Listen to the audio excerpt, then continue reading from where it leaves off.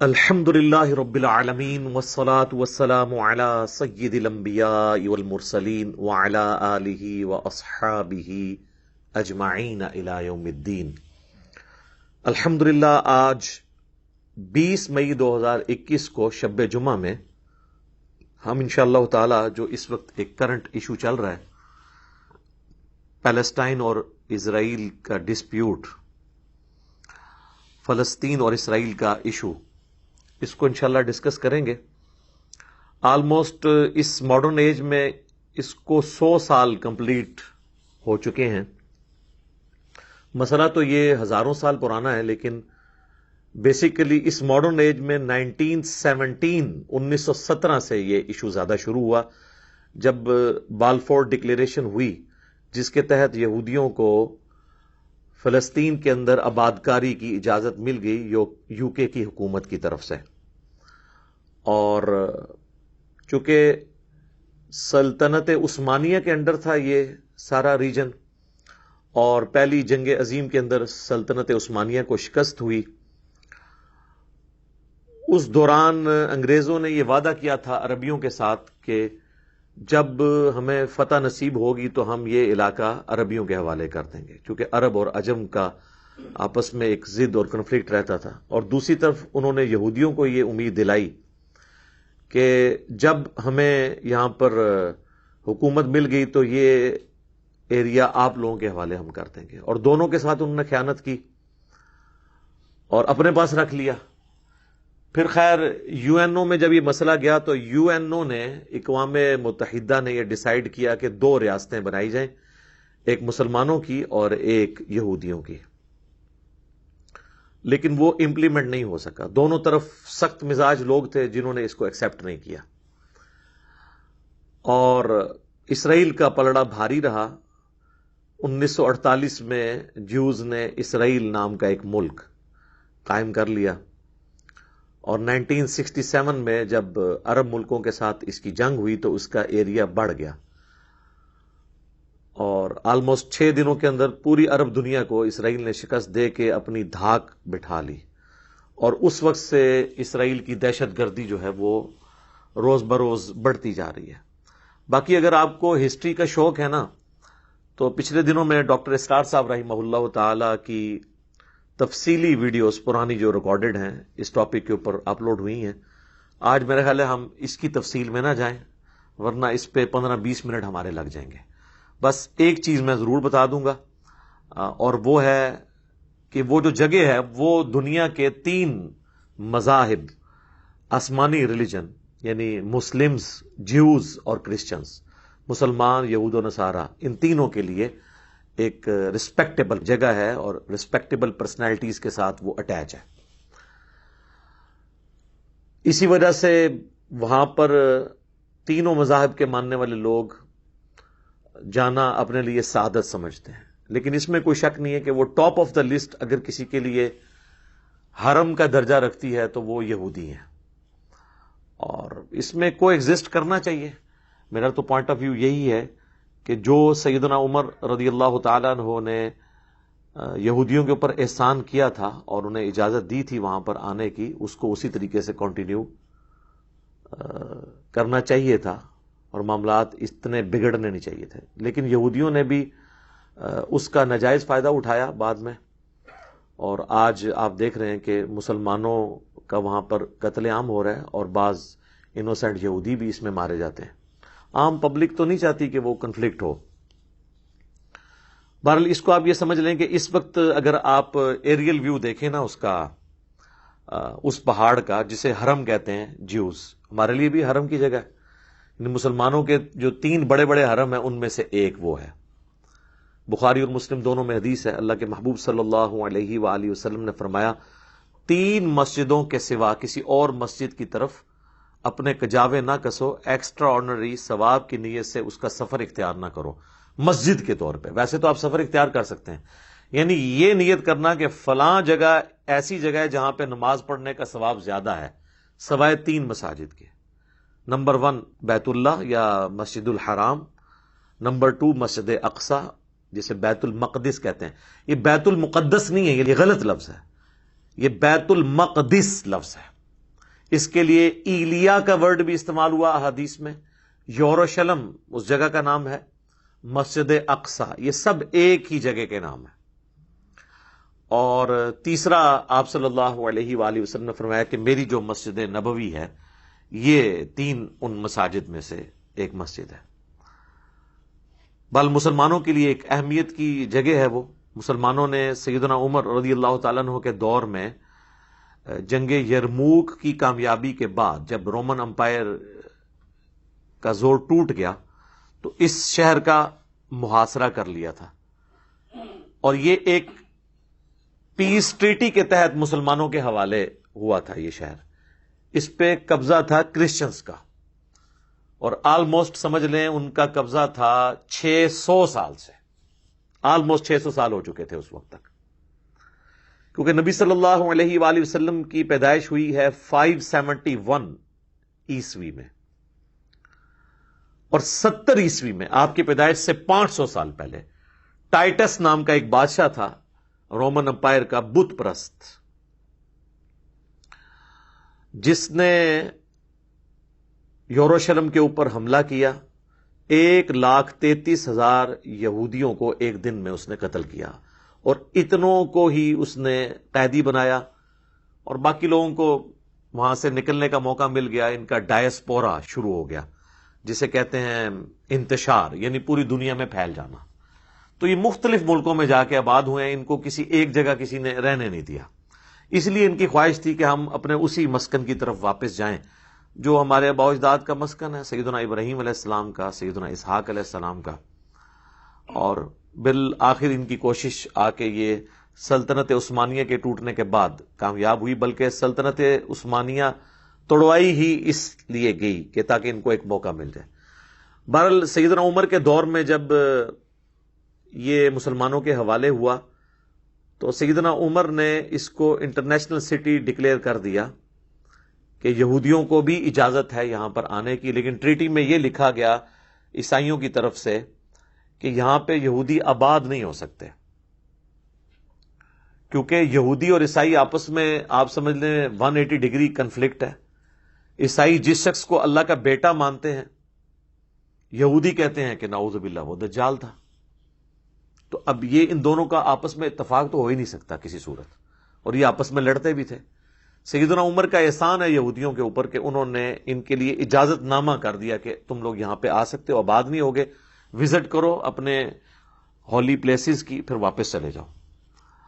اور پھر آلموسٹ یہ آپ سمجھ لیں پوری ہسٹری میں تقریباً 1300 سال تک یہ مسلمانوں کے پاس ہی رہا ہے. بیچ میں کچھ عرصہ کے لیے صلیبی جنگوں میں عیسائیوں کے پاس یہ چلا گیا، لیکن پھر صلاح الدین ایوبی نے جو ہے اس کو حاصل کر لیا. اوورآل زیادہ پیریڈ مسلمانوں کے پاس ہی رہا، اور مسلمان جتنے بھی حکمران تھے وہ اس ٹریٹی کے اوپر قائم رہے کہ انہوں نے یہودیوں کو وہاں آباد نہیں ہونے دیا. البتہ یہ احسان تھوڑا تھا کہ عیسائی تو ان کو آنے نہیں دیتے تھے، تو آنے والا معاملہ تو شروع ہو گیا. باقی اس میں کافی ساری تفصیلات ہیں، وہ میرا آدھا گھنٹہ اس کے اوپر لگ جائے گا، ضرورت نہیں ہے. وہ زیادہ انٹرسٹ کی چیز ہسٹوریکلی تو ہو سکتی ہے، لیکن اس وقت جو ڈسپیوٹ چل رہا ہے اس میں اس کا کوئی لینا دینا نہیں ہے. صرف میں ایک نقشہ آپ کو بیان کر دیتا ہوں مسجد اقصی کا، کہ اگر آپ ایریل ویو سے دیکھیں مسجد اقصی جو ہے وہ اس طریقے سے لمبائی کے رخ ہے، اور اس کے کارنر کے اوپر ایک گنبد بنا ہوا ہے ڈارک گرین کلر کا، اور یعنی وہ محراب. اور اس کے بالکل اپوزٹ سائڈ کے اوپر آلموسٹ آپ سمجھ لیں 1 کلومیٹر یا اس سے بھی کم بنتا ہے، ایک پیچھے ڈوم ہے جسے ہم کہتے ہیں ڈوم آف دا راک، قبۃ الصخرہ، چٹان کا گنبد. اس کے نیچے وہ چٹان ہے جس سے نبی صلی اللہ علیہ وآلہ وسلم تشریف لے گئے تھے معراج کے اوپر. تو اس وقت پریکٹیکلی چونکہ یہ مسجد اقصی جو ہے وہ خانہ کعبہ کے رخ بنی ہوئی ہے، لہٰذا مسجد اقصی میں جب آپ کھڑے ہوتے ہیں تو آپ کی پیٹھ ہوتی ہے اس گولڈن ڈوم کی طرف، جسے عموماً لوگ مسجد اقصی سمجھتے ہیں. وہ مسجد اقصی نہیں ہے، وہ ڈوم آف دا راک ہے. مسجد اقصی وہ ہے جس کا چھوٹا سا گرین گنبد ہے، انشاءاللہ ہم اس میں اٹیچ بھی کر دیں گے. اب آپ جب قبلہ رخ کھڑے ہوں گے نا، اگر آپ گولڈن ڈوم کے نیچے کھڑے ہیں تو آپ کو گولڈن ڈوم کی طرف پیٹھ کر کے اس طرف قبلہ ہے، اور اس کی رائٹ سائڈ پہ مسجد اقصی کی رائٹ سائڈ پہ وہ ایک ویلنگ وال ہے جسے کہتے ہیں دیوار گریا. جو ہیکل سلیمانی کی ایک دیوار بچ گئی ہے، جو ٹائٹس نے جب حملہ کیا تھا ہیکل سلیمانی کو توڑ دیا تھا، تو وہ ایک دیوار ہے جس کے سامنے وہ گریا کرتے ہیں، اور وہ تورات پکڑ کے آپ دیکھیں نا تو وہ بڑا تیزی سے یوں ہل ہل کے، بلکہ ان کی وہ عادت ہے، مسلمانوں میں بھی آلموسٹ یہ عادت آئی ہوئی ہے، آپ مساجد میں مدرسوں میں حفاظ کو بھی دیکھیں نا تو وہ بھی قرآن ہل ہل کے پڑھتے ہیں. تو یہ ٹیکنیکلی ویسے کسی حد تک ٹھیک ہوتا ہے، وہ تھوڑا خون کی گردش ہوتی رہتی ہے، بل وہ وہاں پہ گریا کے طور پہ کر رہے ہوتے ہیں، یعنی رو رہے ہوتے ہیں اپنے اس گولڈن پیریڈ کو یاد کر کے. تو وہ یہ ٹوٹل نقشہ بنتا ہے، یہ دیوار گریا، یہ مسجد اقصی، اور یہ ڈوم آف دا راک، جسے عموماً لوگ سمجھتے ہیں کہ یہ مسجد اقصی ہے. مسجد اقصی یہ نہیں ہے. البتہ یہ ضرور ہے کہ یہ بیت المقدس یا ایلیا یا یوروشلم، یہ سب ایک ہی جگہ کے نام ہے. یعنی پہلے اگر ان 17 مہینوں کو کنسیڈر کیا جائے جو صحیح بخاری میں آتا ہے کہ نبی علیہ السلام نے بیت المقدس کی طرف رخ کر کے نماز پڑھی، تو وہ اسی چٹان کی طرف ہی رخ ہوتا تھا. مسجد اقصی اس وقت جو آپ کو نظر آ رہی ہے نبی علیہ السلام کے مبارک زمانے میں نہیں تھی، یہ بعد میں بنی ہے. اسے ایک دور کی مسجد کے طور پہ ایک لفظ استعمال ہوتا ہے اقصی، تو دور کی مسجد. بیسیکلی وہی ڈوم آف دا راک جو ہے نا، وہی ایک سمجھ لیں آپ قبلہ ہوتا تھا، وہ چٹان ہی. جس طرح خانہ کعبہ شریف میں بھی آپ چلے جائیں تو ایک چوکور عمارت ہی ہے، اس کے اندر کچھ پڑا تو نہیں ہوا، ایک اللہ نے ڈائریکشن مقرر کر دی ہے. اور بخاری و مسلم دونوں میں حدیث ہے، حضرت ابو ذر غفاری رضی اللہ تعالیٰ عنہ نے نبی علیہ السلام سے پوچھا کہ دنیا میں سب سے پہلے کون سی مسجد بنائی گئی تھی؟ تو نبی صلی اللہ علیہ وآلہ وسلم نے فرمایا مسجد الحرام. تو انہوں نے پوچھا اس کے بعد، تو آپ نے فرمایا مسجد اقصی، یعنی وہ یوروشلم یا ایلیا. اور پھر انہوں نے پوچھا کہ ان دونوں کے درمیان کتنا گیپ ہے ٹائم کا؟ تو آپ نے فرمایا 40 سال، یعنی یہ 40 سال بعد بنی ہے. تو اس سے یہ پتا چلا کہ یہ جو بیت اللہ ہے یا مسجد اقصی، یا آپ اسے یوروشلم کہہ لیں یا بیت المقدس کہتے ہیں، یہ لفظ بیت المقدس ہے، مقدس نہیں، مقدس. تو یہ یعنی حضرت آدم علیہ السلام کے زمانے سے ہی ایگزسٹ کرتے ہیں. بیچ میں بنی اسرائیل کی خواہش کے اوپر قبلہ جو ہے وہ بیت المقدس کیا گیا. اصل میں قبلہ حضرت آدم علیہ السلام کا بھی بیت اللہ تھا جو مکہ کے اندر ہے، اور حضرت ابراہیم علیہ السلام کا بھی قبلہ وہی تھا. حضرت ابراہیم علیہ السلام کے بعد بنی اسرائیل کی خواہش کے اوپر وہ قبلہ اس طرف ہوا. نبی صلی اللہ علیہ وآلہ وسلم کی خواہش تھی کہ قبلہ واپس سے ابراہیمی ہو جائے، اور وہ سورۃ البقرہ کے میں آپ دیکھ لیں، دوسرے پارے کے آغاز میں بڑی ڈیٹیل اللہ تعالیٰ کی طرف سے ارشاد ہے کہ نبی صلی اللہ علیہ وآلہ وسلم کا چہرہ مبارک ہم آسمان کی طرف اٹھانا دیکھ رہے ہیں، عنقریب ہم تمہیں اسی قبلے کی طرف کر دیں گے. اور اللہ نے خواہش پوری کی، اور اس میں اللہ نے فرمایا اس لیے کی ہے کہ تاکہ اہل کتاب کے پاس کوئی حجت نہ رہے تمہارے خلاف، کیونکہ وہ اندر جب بیٹھتے تھے تو کہتے تھے اگر یہ ابراہیمی ہوتا تو یہ ہمارے قبلے کی طرف منہ کر کے نماز کیوں پڑھ رہا ہے. اور جب قبلہ چینج ہو گیا تو کہنے لگے اچھا ابھی تک تو تم موسیٰ کے قبلے کی طرف سے اب تم نے قبلہ ہی بدل دیا. تو ایک ٹکٹ میں 2 مزے کرتے تھے. اسی لیے پھر آغاز ہوا نا دوسرے پارے کا، سیقول السفہاء، عنقریب بے وقوف لوگ کہیں گے کہ قبلہ کیسے بدل گیا. یعنی اللہ تعالیٰ نے بھی جو ایشو کو ایڈریس کیا تو وہ ایک ایشو ایڈریس ہوا ہے، دوسرا اپنی جگہ باقی ہے. اس کو ایڈریس کرتے تو یہ کھڑا رہتا. تو دنیا میں جو لوگ ٹروتھ لور نہیں ہوتے نا، آپ ان کو شکست اس حوالے سے نہیں دے سکتے کہ ان کے سارے وسوسے سیٹل کرتے ہیں، کسی حد تک ہی سیٹل کر سکتے ہیں. بہرحال وہ قبلہ نبی علیہ السلام کی مبارک خواہش کے اوپر دوبارہ سے بیت اللہ بن گیا. اور اس کو سپورٹو وہ آیت بھی ہے سورہ آل عمران کی جو آیت ہے نا 96 نمبر.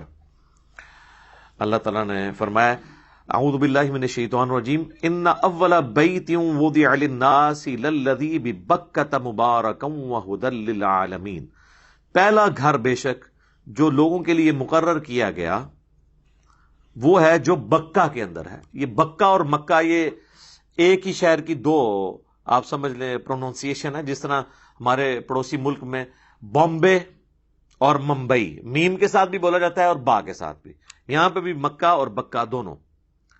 وَهُدًى لِّلْعَالَمِينَ، اور یہ ہدایت کا نشان ہے سارے جہان والوں کے لیے، یعنی ایک مرکز ہے. فِيهِ آیاتٌ بَيِّنَاتٌ، یہاں پر کھلی نشانیاں ہیں. مقام ابراہیم، جن میں سے ایک مقام ابراہیم ہے. وَمَن دَخَلَهُ كَانَ آمِنًا، جو اس میں داخل ہوا وہ امن والا ہو گیا.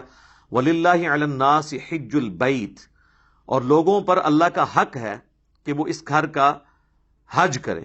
مَنِ اسْتَطَاعَ إِلَيْهِ سَبِيلًا، جو کہ استطاعت رکھتا ہے اس کی طرف سفر کرنے کی. ومن کفر فإن اللہ غنی عن العالمین، اور جو کوئی کفر کرے گا تو اللہ تعالیٰ بے پرواہ ہے تمام جہان والوں کے اگینسٹ. اللہ کو کسی کی پرواہ نہیں ہے، یہ لوگوں کی ضرورت ہے. اس سے بھی پتا چلا کہ ہمارا جو اول قبلہ ہے وہ خانہ کعبہ ہے. لہٰذا یہ ایک غلط العام ہے جو ہم کہتے ہیں کہ قبلہ اول بیت المقدس ہے یا مسجد اقصی یا یروشلم یا ایلیا. وہ ہمارا قبلہ اوسط ہے، درمیانی قبلہ. قبلہ اول اور قبلہ آخر دونوں خانہ کعبہ شریف ہے. اور یہ یعنی ایک مت ٹوٹنی چاہیے. قبلہ اول اسے نہ ویسے تو کہا جاتا ہے، وہ اس لیے کہا جاتا ہے کہ 17 مہینے نبی الاسلام نے چونکہ اس طرف نماز پڑھی ہے.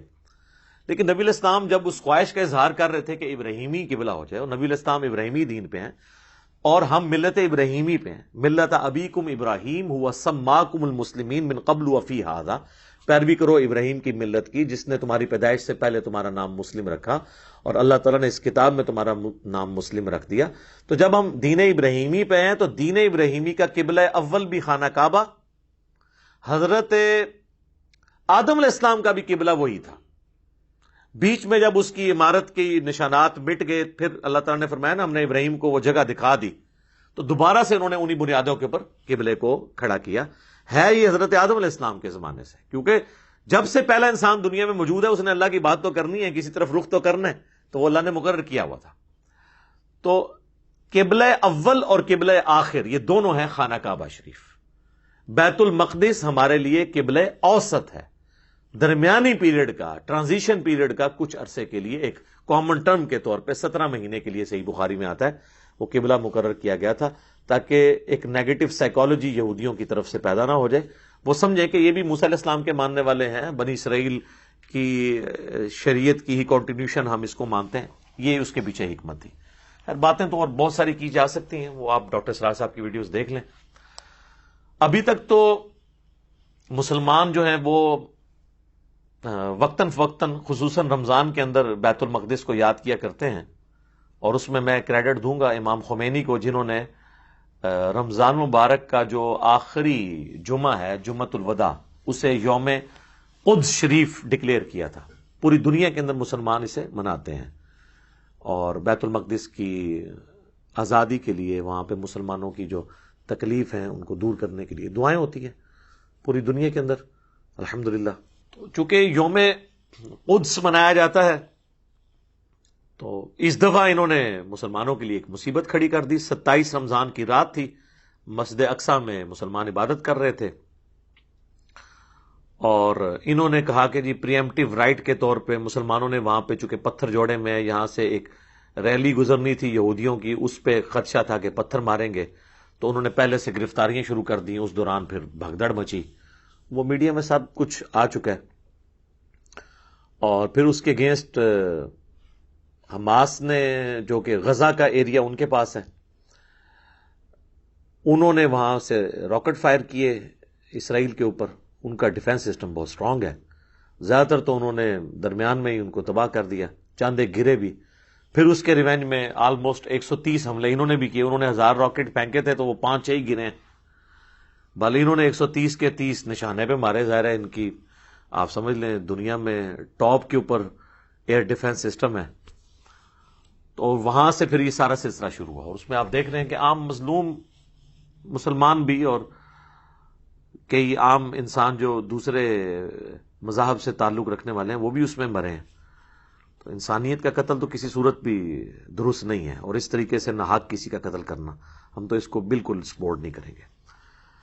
اس حوالے سے میں نے اپنی ویڈیو ریکارڈ نہیں کروائی تھی. اس کی وجہ یہ تھی کہ میں چاہ رہا تھا کہ پہلے کوئی گورنمنٹ کی طرف سے کوئی بیانیہ سامنے آ جائے. مسلمان دنیا میں اتنے بڑے بڑے اسلام کے علم بردار جہادی تنظیمیں ہیں اور مسلمان حکمران ہیں جو تقریریں کرتے ہیں، ان کی طرف سے کوئی بیانیہ سامنے آئے تو پھر بھی ہم اس کے بعد ہی کوئی پوائنٹ آف ویو اپنا سامنے رکھے.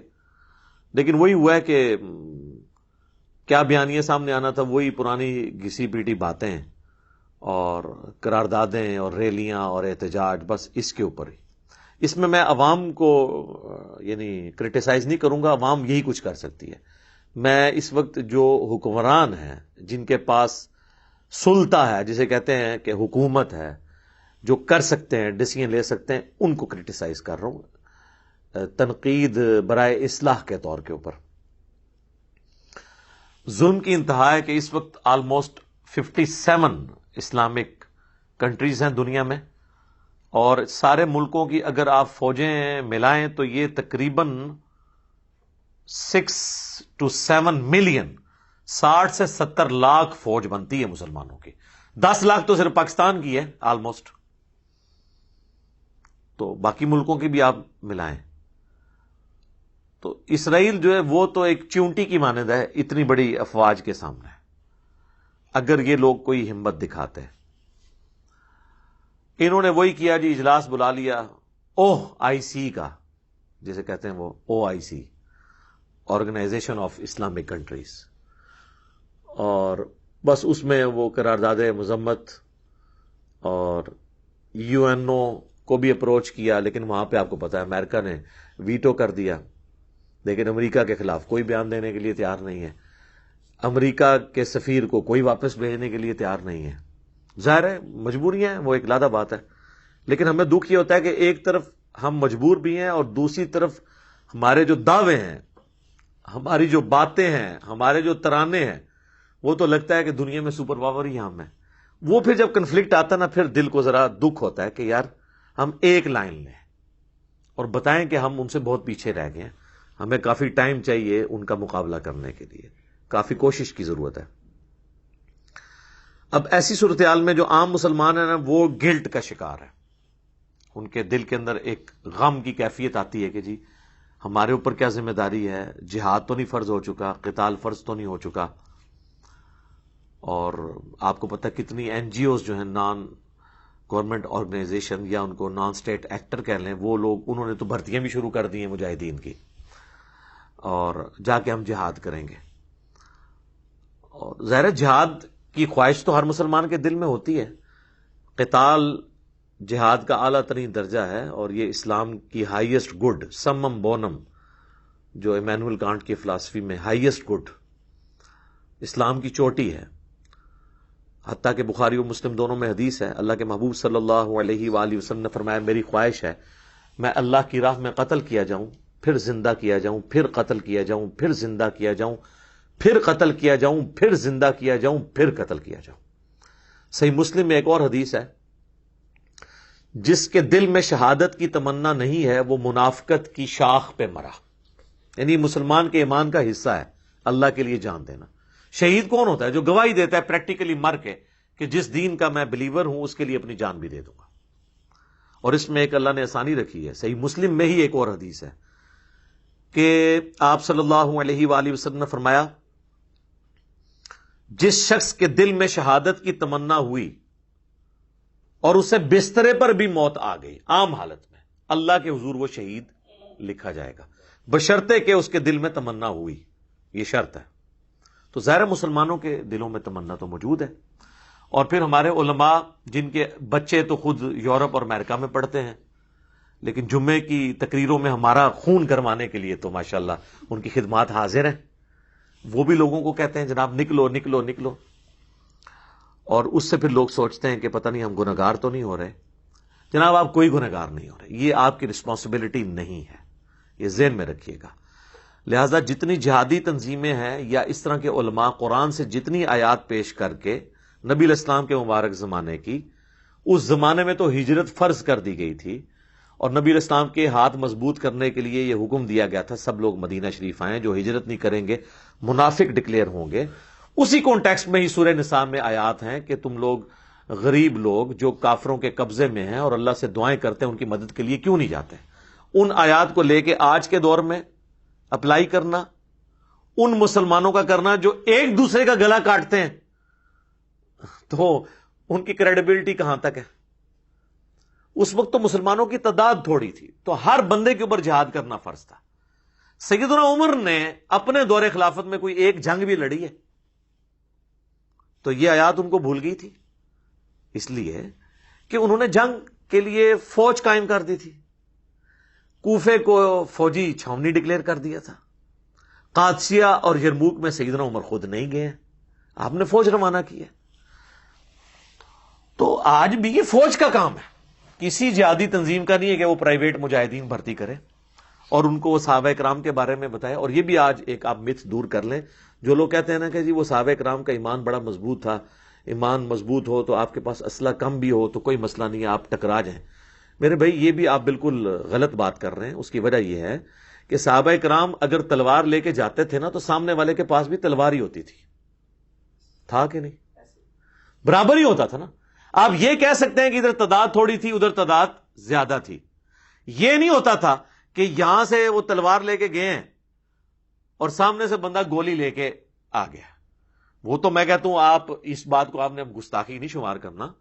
چلے میں صحابہ کرام کی مثال نہیں دیتا ہوں، میں کہتا ہوں بہت پارسا قسم کے علماء بزرگان دین یا ان سے بھی بڑے مرتبے کے 1,00,000 لوگ بھی لے آئیں اور سامنے ایک یہودی فوجی کھڑا ہو جس کے ہاتھ میں کلاشنکوف یا اس سے کوئی لیٹسٹ اسلحہ ہو، یہ سارے تلواریں اٹھائی ہی رہ جائیں گے. تو یہ لاکھوں کی لاشیں ہی آپ اٹھا کے لے کے آئیں گے، ایک یہودی ان سب کو مار دے گا. لیکن صحابہ کے زمانے میں یہ نہیں تھا. اگر وہ رومن سے یا پرشین سے لڑے ہیں نا تو ایک تلوار کے مقابلے پہ دوسرا جب بندہ آتا تھا تو ایک تلوار کے مقابلے پہ ایک تلوار ہوتی تھی. 1 to 1 مقابلہ ہوتا تھا. یہاں پہ آپ ڈنڈے، لاٹھیاں، زیادہ سے زیادہ کوئی رائفل اٹھا کے لے جائیں گے. ان کے پاس لیزر گائیڈڈ گنے ہیں، ایئر سٹرائکس ہیں ان کے پاس. تو لہذا یہ بھی کہانی کرانی اب اپنی عوام کو بند کرتے ہیں. صحابہ کرام اور ان کے مخالفین ایک جوڑ کے تھے لڑائی میں، دونوں کے پاس ایک طرح کا اسلحہ تھا. ورنہ مجھے بتائیں آپ 1,00,000 بھی آپ تلوار والے لیں سامنے سے ایک بندوق والا آ جائے وہ سب کو مار کے چلا جائے گا، قریب آنے ہی نہیں دے گا. تو یہ بالکل مثال دینا غلط ہے. لہذا آپ لوگ گلٹ فیل نہ کریں. یہ ایک باقاعدہ پوری ٹریننگ کے ساتھ جو فوجی لوگ ہیں جن کو آج کی ٹیکٹکس پتہ ہیں وہی لوگ ہی جا کے میدان جنگ میں لڑ سکتے ہیں. باقیوں کی تو آپ کو لاشیں اٹھانی پڑ جائیں گی، الٹا وہ آپ کے لیے مصیبت بن جائیں گے جو چلے جائیں گے. اور بعض لوگوں کا دھندا کھل جائے گا کہ وہ غائبانہ نماز جنازہ پڑھا کے چندہ اکٹھا کریں گے. کئی لوگوں کی روٹی روزی بھی کھل جائے گی اس کے اوپر، اور ان کی روٹی روزی کھولنے کے لیے سب کچھ کر رہے ہوتے ہیں. تو میں گورنمنٹ سے بھی ریاستی اداروں سے بھی ریکویسٹ کروں گا ان کے اوپر کڑی نظر رکھیں جو یہ اس قسم کی جہادی بھرتیاں کر رہے ہیں. میں نام نہیں لیتا، آپ کے سامنے علماء کی ویڈیوز آئی ہوئی ہیں جی. 5,00,000 بندے جی وہ طیب اردگان کو کہہ رہے ہیں جی 5,00,000 بندہ میں دینے کے لیے تیار ہوں. ٹھیک ہے جی. اور بھائی 5,00,000 کیا تم 5 کروڑ بھی لے ہو کچھ نہیں کر سکتے جب تک مقابلے پہ ایٹ لیسٹ اس کے قریب قریب کا اسلحہ نہ ہو. اور یہ جو آپ کو کہانی کراتے تھے نا صحابہ والی، وہ بھی میں نے آج آپ کو بتایا، وہ بھی بالکل 2 نمبر بات ہے. حضرت خالد بن ولید اگر تلوار لے کے گئے ہیں نا رومن امپائر کے خلاف تو سامنے سے بھی جو جرنیل ہے اس کے ہاتھ میں بھی تلوار ہی تھی. یہ نہیں تھا کہ اس کے ہاتھ میں ریوالور تھا اور پھر بھی حضرت وہ خالد بن ولید نے جو ہے وہ تلوار کے اوپر گولی روک لی تھی، جس طرح وہ آپ کا وہ سلطان رائی جو ہے بیلچے کے اوپر گولیاں روک لیتا تھا. اس طرح نہیں ہوتا. تلوار کے مقابلے تلوار تھی، برابر کا جوڑ تھا. آج نہیں ہے نا یہ برابر کا جوڑ. آج ہم تلوار یا ڈنڈے لے کے چلے جائیں سامنے سے تو وہ بون کے رکھ دیں گے اور ایئر سٹرائک کریں گے تو کارپیٹ بمنگ کر کے سب کچھ. یہ میں آپ کو ڈرا نہیں رہا، میں ریالٹی بتا رہا ہوں. یہ حقیقت ہے. اور یہ جو آپ کو وہ کہانیاں کروا رہے ہیں نا اور پھر وہ اشعار پڑھتے ہیں کہ جناب وہ میں نہیں کرتا، پھر وہ کہہ دیں کہ کسی کی توہین کر دی ہے اس کا شعر پڑھ کے. ان کو شعروں تک رہنے دیں، ریالٹی اس سے بالکل ڈیفرنٹ ہے. ٹھیک ہے. اور انہی چیزوں کا خیال سلطنت عثمانیہ نے نہیں رکھا تھا. اسی وجہ سے وہ آلموسٹ 3 براعظموں میں پھیلی ہوئی سلطنت، اس کے مقابلے پہ کچھ بھی نہیں تھے یہ گورے، انہوں نے ملیا میٹ کر کے رکھ دی کیونکہ انہوں نے وقت کے تقاضوں کا خیال نہیں رکھا. یہاں پہ علماء اور بزرگان دین بس یہی دعائیں کرتے رہ گئے کہ دشمن کی توپوں میں کیڑے ڈال جائیں. ان کو کیا پتا تھا کہ کیڑے تو توپوں میں نہیں ڈال سکتے نا میرے بھائی. ٹھیک ہے نا. تو یہ انہی چکروں میں رہے. کسی نے کہہ دیا کہ جی یہ جو اسلحہ یوز کر رہے ہیں اس میں خنزیر کی چربی استعمال ہوتی ہے. ٹھیک ہے یار، تسی اس اسلحے دے اوتے کھلو کے نماز پڑھنی ہے. تو اس طرح کی باتیں کر کر کے نا سلطنت عثمانیہ کی ناکامی کی چند بڑی وجوہات میں سے ایک یہ بھی تھی کہ وقت کے تقاضے وہ نہیں بھانپ سکے تھے. تو ان چیزوں کو بھی دیکھنے کی ضرورت ہے. یہ جو آپ کو کہتے ہیں نا جی چڑھ دوڑے ان کے اوپر، کچھ بھی نہیں ہونا میرے بھائی. اس طرح کرنے سے کچھ بھی نہیں ہونا. آپ عقل کے ناخن رہیں، جو صحیح بات ہے. باقی عوام الناس تو میرے بھائی ذمہ داری پوری کر رہی ہے. ہم صابن کی ٹکیا سے لے کر، اپنی ماچس سے لے کے، اپنے موٹر بائک کے پٹرول سے لے کر ایک ہمارے ناردرن ایریا کی چوٹی پہ بیٹھا ہوا ایک غریب آدمی جس کے لیے 1 لیٹر مٹی کا تیل خریدنا بھی ایک ایشو ہے، اور وہاں پہ وہ لکڑیاں جوڑ کے اس پہ مٹی کا تیل ڈال کے اپنی ہنڈیاں پکاتا ہے، وہ بھی اتنا ہی ٹیکس دے رہا ہے مٹی کے تیل کے اوپر جو یہاں پہ ہونڈا سیوک والا دے رہا ہے، یا وہ اور کون سی گاڑیاں آج کل جو مولویوں کی نظر آ رہی ہیں، V8 فارچون، من تو نام ہی نہیں آتے، اللہ شکر ہے میرے کو موٹر سائیکل ہے کیا فارچونر کو غلطی نہ کر لیں، وہ بھی انہیں ہی ٹیکس دے رہے ہیں۔ جب یہ حالت ہے تو یہ سارے کا سارا ٹیکس جو لوگ کہتے ہیں ٹیکس نہیں دیتے، 40 انڈائریکٹ ٹیکسز ہیں جو ہر پاکستانی دے رہا ہے، آپ اس کی جیب سے اس کی اجازت کے بغیر نکال رہے ہیں، 40 کے قریب ٹیکسز، ہر چیز کے اوپر تو ٹیکس لگا ہوا ہے، تو یہ ٹیکسز سے ہی ہمارے ریاستی اداروں کے بجٹ میٹ ہو رہے ہیں۔ تو ہر پاکستانی آلریڈی جہاد میں حصہ ڈالے ہوئے ہیں، فوج میں بھی تو سارے بندے تو نہیں آگے جا کے لڑتے، آگے جو جا کے لڑ رہا ہے وہ یہ کہہ سکتا ہے یہ پیچھے جو دوسرا فوجی روٹیاں لگا کے بھیج رہا ہے اس کی کوئی قربانی نہیں جہاد اور قتال میں، بھائی وہ روٹی نہ بھیجے تو بھوکا مر جائے گا آگے، اس کی بھی ذمہ داری ہے۔ اور جو روٹیاں لگا رہا ہے نا اس کو آٹا کون پرووائڈ کر رہا ہے، ایندھن کون پرووائڈ کر رہا ہے، اس کو مہینے کا خرچہ کون دے رہا ہے، میں اور آپ اپنے ٹیکسز کے ذریعے۔ لہذا ہم بالکل عہدہ براں ہیں اس حوالے سے۔ عوام الناس کی ذمہ داریاں کیا ہیں وہ میں اینڈ پہ بتاؤں گا۔ اس حوالے سے کوئی عوام الناس کی ذمہ داری نہیں ہے کہ وہ گھر بیٹھ کے تو گلٹ فیل کرے اور کسی وہ جہادی تنظیم کے ہاتھ لگ جائے، اور کل کو FATF کی جو تلوار لٹک رہی ہے وہ لٹکتی ہوئی تلوار کسی بھی وقت پاکستان کے اوپر گر سکتی ہے، ابھی تو لٹک رہی ہے، اور پچھلے 1 دہائی کے اندر آلموسٹ ہم نے جو فوجی آپریشنز کے ذریعے کامیابیاں حاصل کی ہیں، خصوصاً ضرب عضب اور رد الفساد کے ذریعے، وہ ساری ہماری فوج کی قربانیاں پھر 0 سے ملٹیپلائی نہ ہو جائیں۔ یہ دوبارہ سے ایک یہ جو معاملہ اب شروع ہے، ان کو جو انٹری مارنے کا موقع مل گیا ہے نان سٹیٹ ایکٹرز کو، تو اس حوالے سے یہ ساری باتیں یعنی کرنا ضروری تھی۔ تلخ کئی ایک چیزیں ہیں جو ڈسکس کرتے وقت بعض اوقات مجھے بھی یعنی فیل ہو رہا ہوتا ہے کہ جب کوئی ایک نیا بندہ دیکھے گا وہ کہے گا یار یہ کس قسم کی باتیں کر رہا ہے، لیکن حقیقت یہی ہے۔ وہ اگلے دنوں بھی کسی نے وہ ایک لطیفہ انہوں نے مجھے بتایا، وہ شیئر کیا ہوا تھا، لیکن یہ ہے زبردست بات ہے کہ مسجد میں نماز پڑھتے ہوئے جو پہلی صف والے بابے ہیں وہ تو امریکہ کی اور اسرائیل کی تباہی کی باتیں کر رہے ہوتے ہیں، اور جو پچھلی صف والے بچے ہیں وہ امریکہ کے ویزے اور گرین کارڈ کے لیے دعائیں کر رہے ہوتے ہیں۔ تو دیکھ لیں آپ، یہ جتنے لوگ ابھی ریلیاں نکال رہے ہیں، یہ سب کچھ کر رہے ہیں، ان میں سے آپ کسی کو آفر کریں یہ سب ویزا لگا کے چلے جائیں گے۔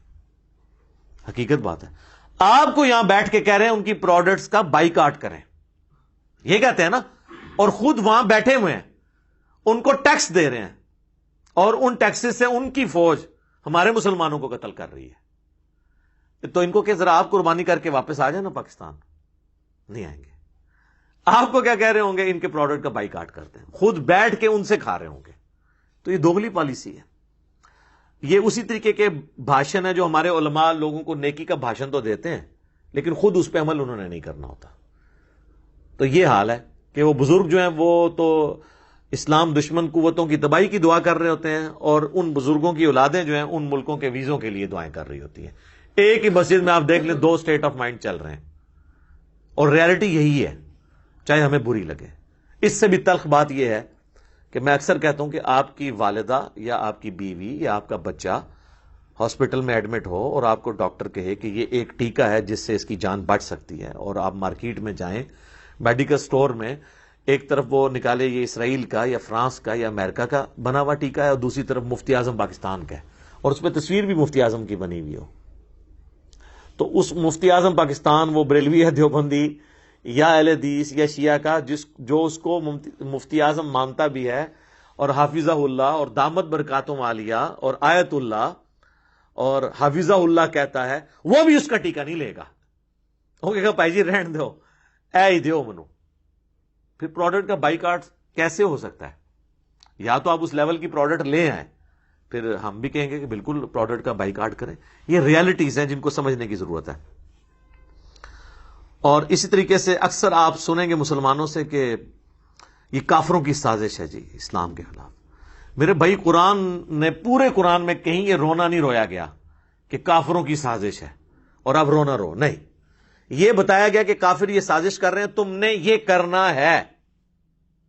یہ تو اسی طریقے سے ہے کہ کوئی شخص کہ میں فیل اس لیے ہوا ہوں کہ میرا پیپر لیا گیا، اگر میرا پیپر نہ لیا جاتا میں نے فیل نہیں ہونا تھا۔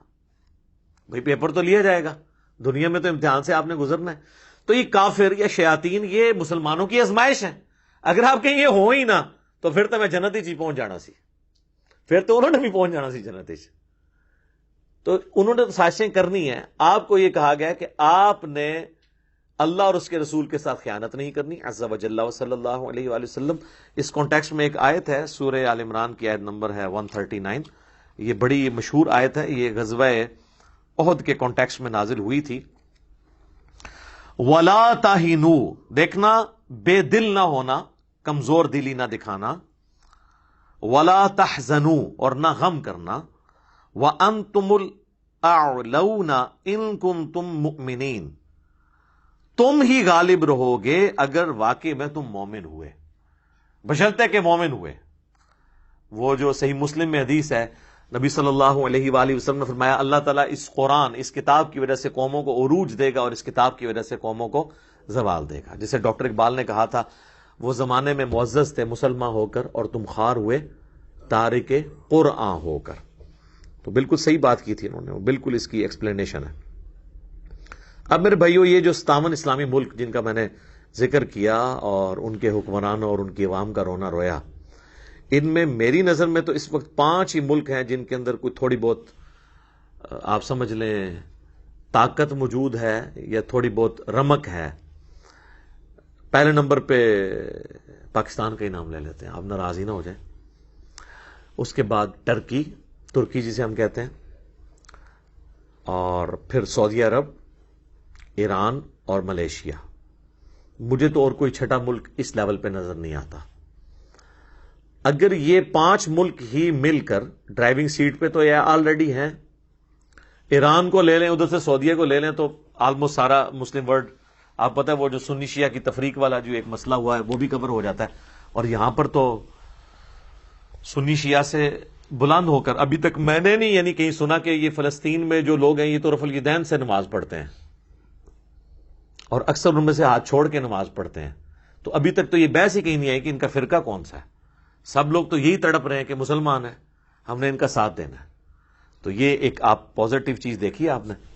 تو یہ جو 5 ملک ہیں نا جی، ان کے جو حکمران ہیں ان کا کام ہے کہ یہ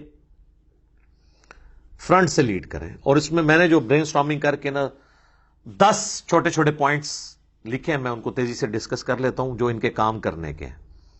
نمبر 1، یہ OIC کو جو آرگنائزیشن آف اسلامک کنٹریز ہے، جو پریکٹیکلی OIC بنی ہوئی ہے، اس کے ذریعے UNO میں، اقوام متحدہ میں اپنا ایک سمجھیں کہ رول ادا کریں اور وہاں سے کسی طریقے سے قرارداد نکالیں اسرائیل کے خلاف، جسے آئے دن امریکہ جو ہے ویٹو کر دیتا ہے. اچھا، لوگ سمجھتے ہیں اس طرح کی قراردادوں سے کیا ہوتا ہے؟ نہیں، بہت کچھ ہوتا ہے. اس سے ایک ماحول بنتا ہے. یہ پروپیگنڈا بھی آپ کو کرنا پڑتا ہے، سچائی کے لیے بھی رونا پڑتا ہے. آپ مجھے بتائیں، یہ 5 ملکوں کے حکمران اگر یہ کہہ دیں کہ ہم نے اس دفعہ جمعہ جو ہے مسجد اقصی میں ادا کرنا ہے، سر اسرائیل دے گا سیکورٹی آپ کو، وہاں جانے سے ان کو کوئی روک سکتا ہے؟ اور یہ 5 جا کے جمعے کی نماز پہلی صف میں پڑھ کے آئیں، کتنا بڑا جیسچر جائے گا وہاں کے مسلمانوں کو، آپ امیجن نہیں کر سکتے. یہ ایک اتنی بڑی علامت ہوگی، ان کا خون بڑھ جائے گا کہ جی پاکستان کا پرائم منسٹر آیا ہوا ہے، جی ٹرکی کا صدر آ گیا، جی ملیشیا کے پرائم منسٹر خود آ گئے. آپ امیجن کر سکتے ہیں؟ یہ ہم ایک جمعے کی نماز وہاں ادا کرنے کے لیے بھی نہیں جا سکتے. ویسے تقریریں یہاں بیٹھ کے تو ساری کر رہے ہیں. تو یہ پہلا بڑا کام ہے کرنے کا. نمبر 2 جو اردگان نے مشورہ دیا ہے کہ نیٹو کے طرز پہ مسلمانوں کی بھی ایک فورس ہونی چاہیے. نیٹو بھی جہاں جاتا ہے گھسا دیتا ہے اپنی فورس. وہ فورس نہیں وہ جو تلوار پکڑ کے تو ناچ رہی ہے 45 ملکوں کی، وہ والی فورس نہیں. وہ فورس جو ہے نا وہ بس وہ اسی کام کے لیے ہے. وہ فورس جو لڑ سکتی ہو. میں کہتا ہوں یہ 5 ملک ہی مل کے ایک فورس بنا لیں، کافی ہے. اسرائیل کی کیا جرت ہے؟ اس کو تو حزب اللہ اور حماس ہی قابو کر لیں گے، صرف یہ اسلحہ ہی ان کو ٹائملی پرووائڈ کرتے ہیں. تو یہ یعنی ایک فورس بنانے کی ضرورت ہے. یہ دوسرا بڑا کام ہے جو کرنا چاہیے. تیسرا یہ ہے کہ ظلم کے خلاف اعلانیہ کھڑے ہوں. اور یہ ہمت کریں مسلمان کہ ظلم جس پہ بھی ہوا ہے ہم ظالم کے خلاف ہیں اور مظلوم کے ساتھ ہیں، چاہے وہ مظلوم کوئی یہودی ہے، عیسائی ہے، ہندو ہے، بدھسٹ ہے، ایون ایتھیسٹ ہے، ہم ظالم کے خلاف مظلوم کا ساتھ دیں گے. اور یہ ہمیں اسلام کی تعلیمات ہیں، یعنی میں کوئی سیلف میڈ باتیں نہیں ہیں. قرآن پورے کا پورا مقدمہ یہی ہے کہ آپ نے سچائی کے ساتھ کھڑا ہونا ہے ہمیشہ. اللہ تعالیٰ نے فرمایا نا سورۃ المائدہ کے اندر کہ کافروں کی دشمنی تمہیں اس چیز پہ نہ ابھارے کہ تم انصاف کا راستہ چھوڑ دو. یعنی کافروں کی دشمنی بھی اس بات میں نہ ابھارے کہ تم انصاف کا راستہ چھوڑ دو، انصاف کے راستے سے نہیں ہٹنا. اب یہ ایک ٹاپک ہے اس پہ کہ ایک آیات اور احادیث ہیں، لیکن میں اس کو سکپ کرتا ہوں. ایک نٹ شیل میں چونکہ میں نے گفتگو کرنی ہے تو یہ دوسرا جو تیسرا پوائنٹ ہے کہ ظلم کے خلاف کھڑے ہوں اور ہمت کریں. یہ آج لوگ جو ہے نا وہ اپنا غصہ نکالنے کے لیے کہہ رہے ہیں جی ہٹلر نے یہودیوں کے ساتھ بالکل ٹھیک کیا تھا.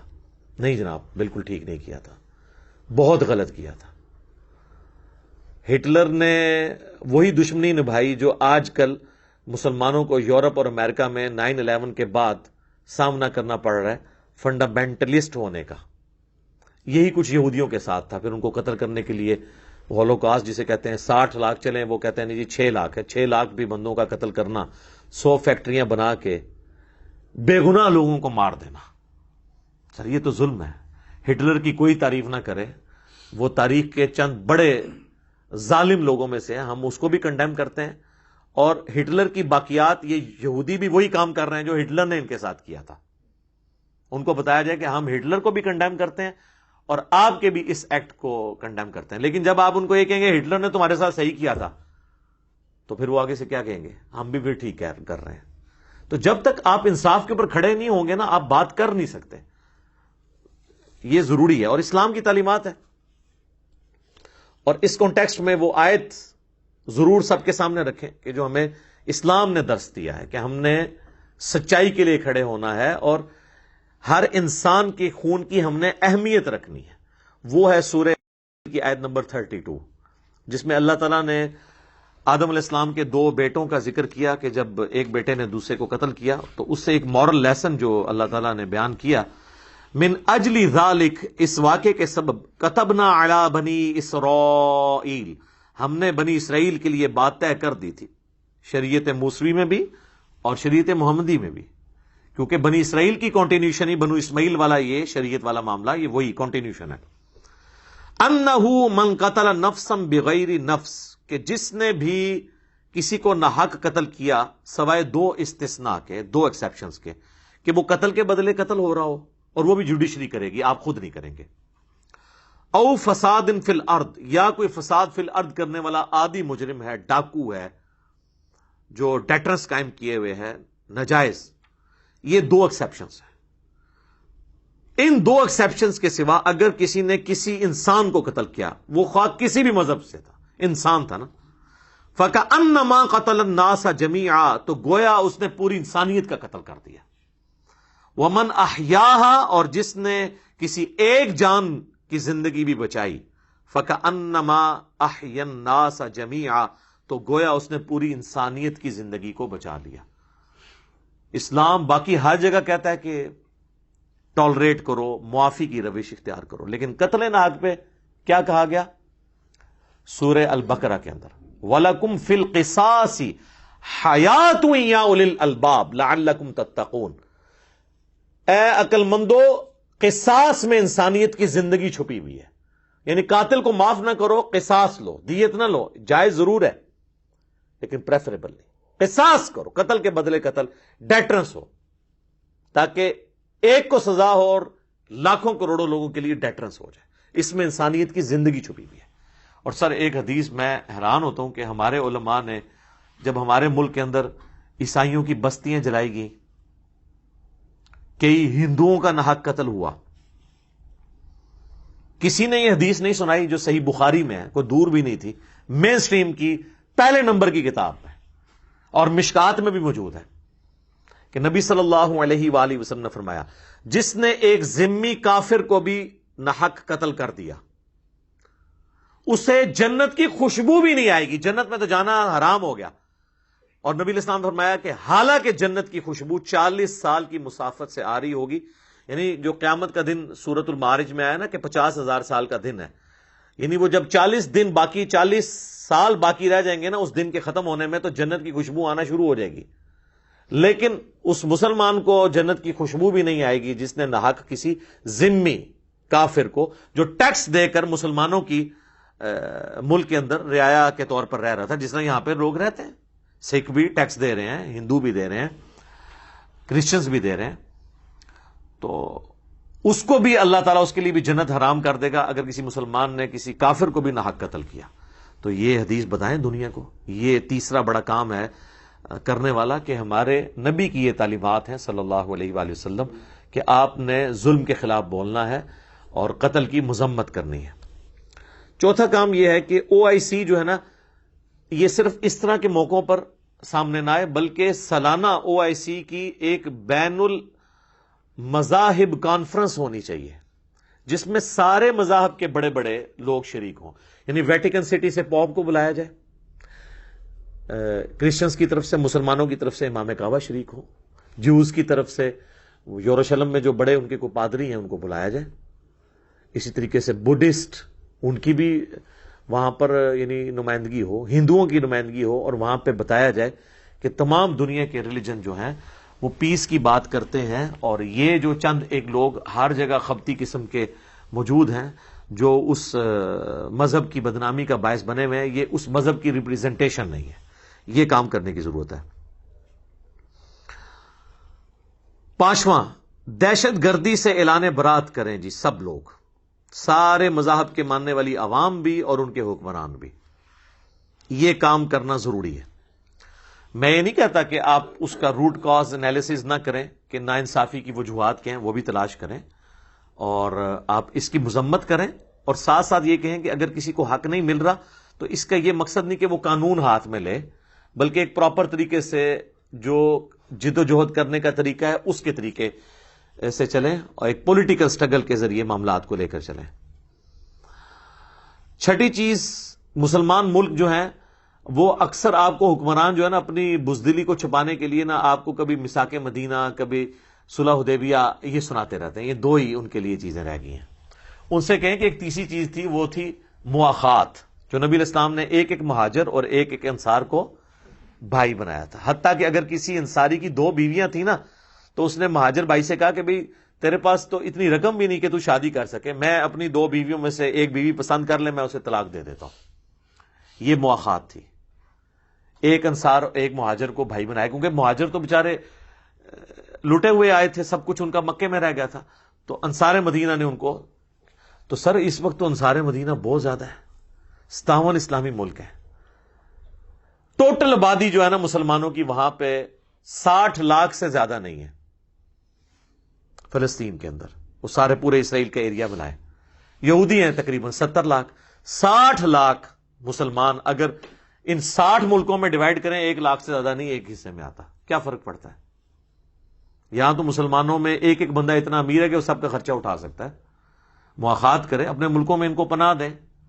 ٹھیک ہے، اگر وہ اپنی سرزمین اس امید پہ ہجرت کر لیں. وہ تو قرآن میں کہا گیا ہے نا کہ اللہ کی زمین وسیع ہے، اگر تمہیں کہیں پر اس دین کے مطابق زندگی گزارنے کا نہیں موقع مل رہا تو وہاں سے ہجرت کر جاؤ. ابراہیم علیہ السلام نے نہیں ہجرت کی یار، ہم ان سے زیادہ ایمان والے ہیں کہ ہمیں ہجرت کرتے ہوئے کہ یہ اسی اپنا ملک کیوں چھوڑ جائیں گے. نبی علیہ السلام نے ہجرت نہیں کی. تو ہجرت کر جائیں، اور مواخات والا جو معاملہ ہے یہ بھی مسلمان حکمران آفر کریں. 7واں کام مسلمان حکمرانوں کا یہ ہے کہ وہ آپس کے اختلافات کو، یہ سنی شیعہ کی بنیاد کے اوپر جو قتل و غارت کا سلسلہ پچھلے 40-50 سالوں میں ہوا، پراکسی وارز ہوئی ہمارے ملکوں کے اندر، یہ ختم کریں. کیونکہ کافر جب آپ کو مارتا ہے تو وہ سنی شیعہ کی تفریق سے بالا تر ہو کے مارتا ہے. بیت المقدس میں سنی بھی نماز پڑھ رہے ہوتے ہیں، شیعہ بھی نماز پڑھ رہے ہوتے ہیں. وہاں پہ یہ کوئی فرق نہیں ہوتا کہ سنیوں کو اجازت ہے تو شیعہ کو نہیں ہے، شیعہ کو اجازت ہے سنیوں کو نہیں ہے. تو آپ اپنے ملکوں میں بھی یہ ہارمونی کریٹ کریں تاکہ آپ غیر مسلموں کو یہ امیج دے سکیں، یہ ایک پیغام خاموش دے سکیں کہ ہم اپنے مسلمان بھائیوں کے ساتھ کھڑے ہوئے ہیں، خواہ وہ آپ کے ملکوں میں ہوں خواہ ہمارے ملکوں میں ہوں، ہم کو ایگزسٹ کریں گے اپنے تمام اختلافات کے باوجود. تو یہ کام کرنے کا اتحاد امت آپ اسے کہہ لیں. 8واں کام مسلمان حکمرانوں کا یہ ہے کہ یہاں پر نظام مصطفیٰ کو قائم کریں. جو ہمارے پرائم منسٹر صاحب بھی ریاست مدینہ کی بات کرتے ہیں تو پریکٹیکلی ریاست مدینہ بنائیں، ورنہ جو اللہ کی طرف سے عذاب کا کوڑا ہے نا جی، وہ ٹلنا کوئی نہیں ہے. یاد رکھیے گا، جسم میں جب خرابی ہوتی ہے نا، پھوڑا جسم میں کسی بھی جگہ نکل سکتا ہے. اگر کسی کے پیٹ پہ پھوڑا نکلا ہے تو یہ ضروری نہیں ہے کہ وہ پیٹ کی خرابی کی وجہ سے نکلا ہے. بعض اوقات معدہ خراب ہوتا ہے تو زبان پہ چھالا نکل آتا ہے، معدے کے اندر نہیں نکلتا، تو پھوڑا کہیں پہ بھی نکل سکتا ہے. اس لیے اپنے آپ کو درست کریں. جو سورۃ الانفال میں بھی اللہ تعالیٰ نے آیت نمبر 24 سے آنورڈ جو مسلمانوں کو فرمایا نا کہ یہ عذاب صرف وظائف، یہ دعائیں کرنے سے نہیں ٹلتے. یا ایھا الذین آمنوا استجیبوا للہ وللرسول، اے ایمان والو پکار پر لبیک کہا کرو اللہ اور اس کے رسول کی، اذا دعاکم جب وہ تمہیں تقاضا کر کے بلائیں، لما یحییکم اس کی طرف جو تمہیں زندگی دینے والی ہے، ہمیشہ کی آخرت کی زندگی. یعنی وہ تقاضا آپ نے سمعنا و اطعنا، اطاعت اختیار کرنے کا پورا کرنا ہے.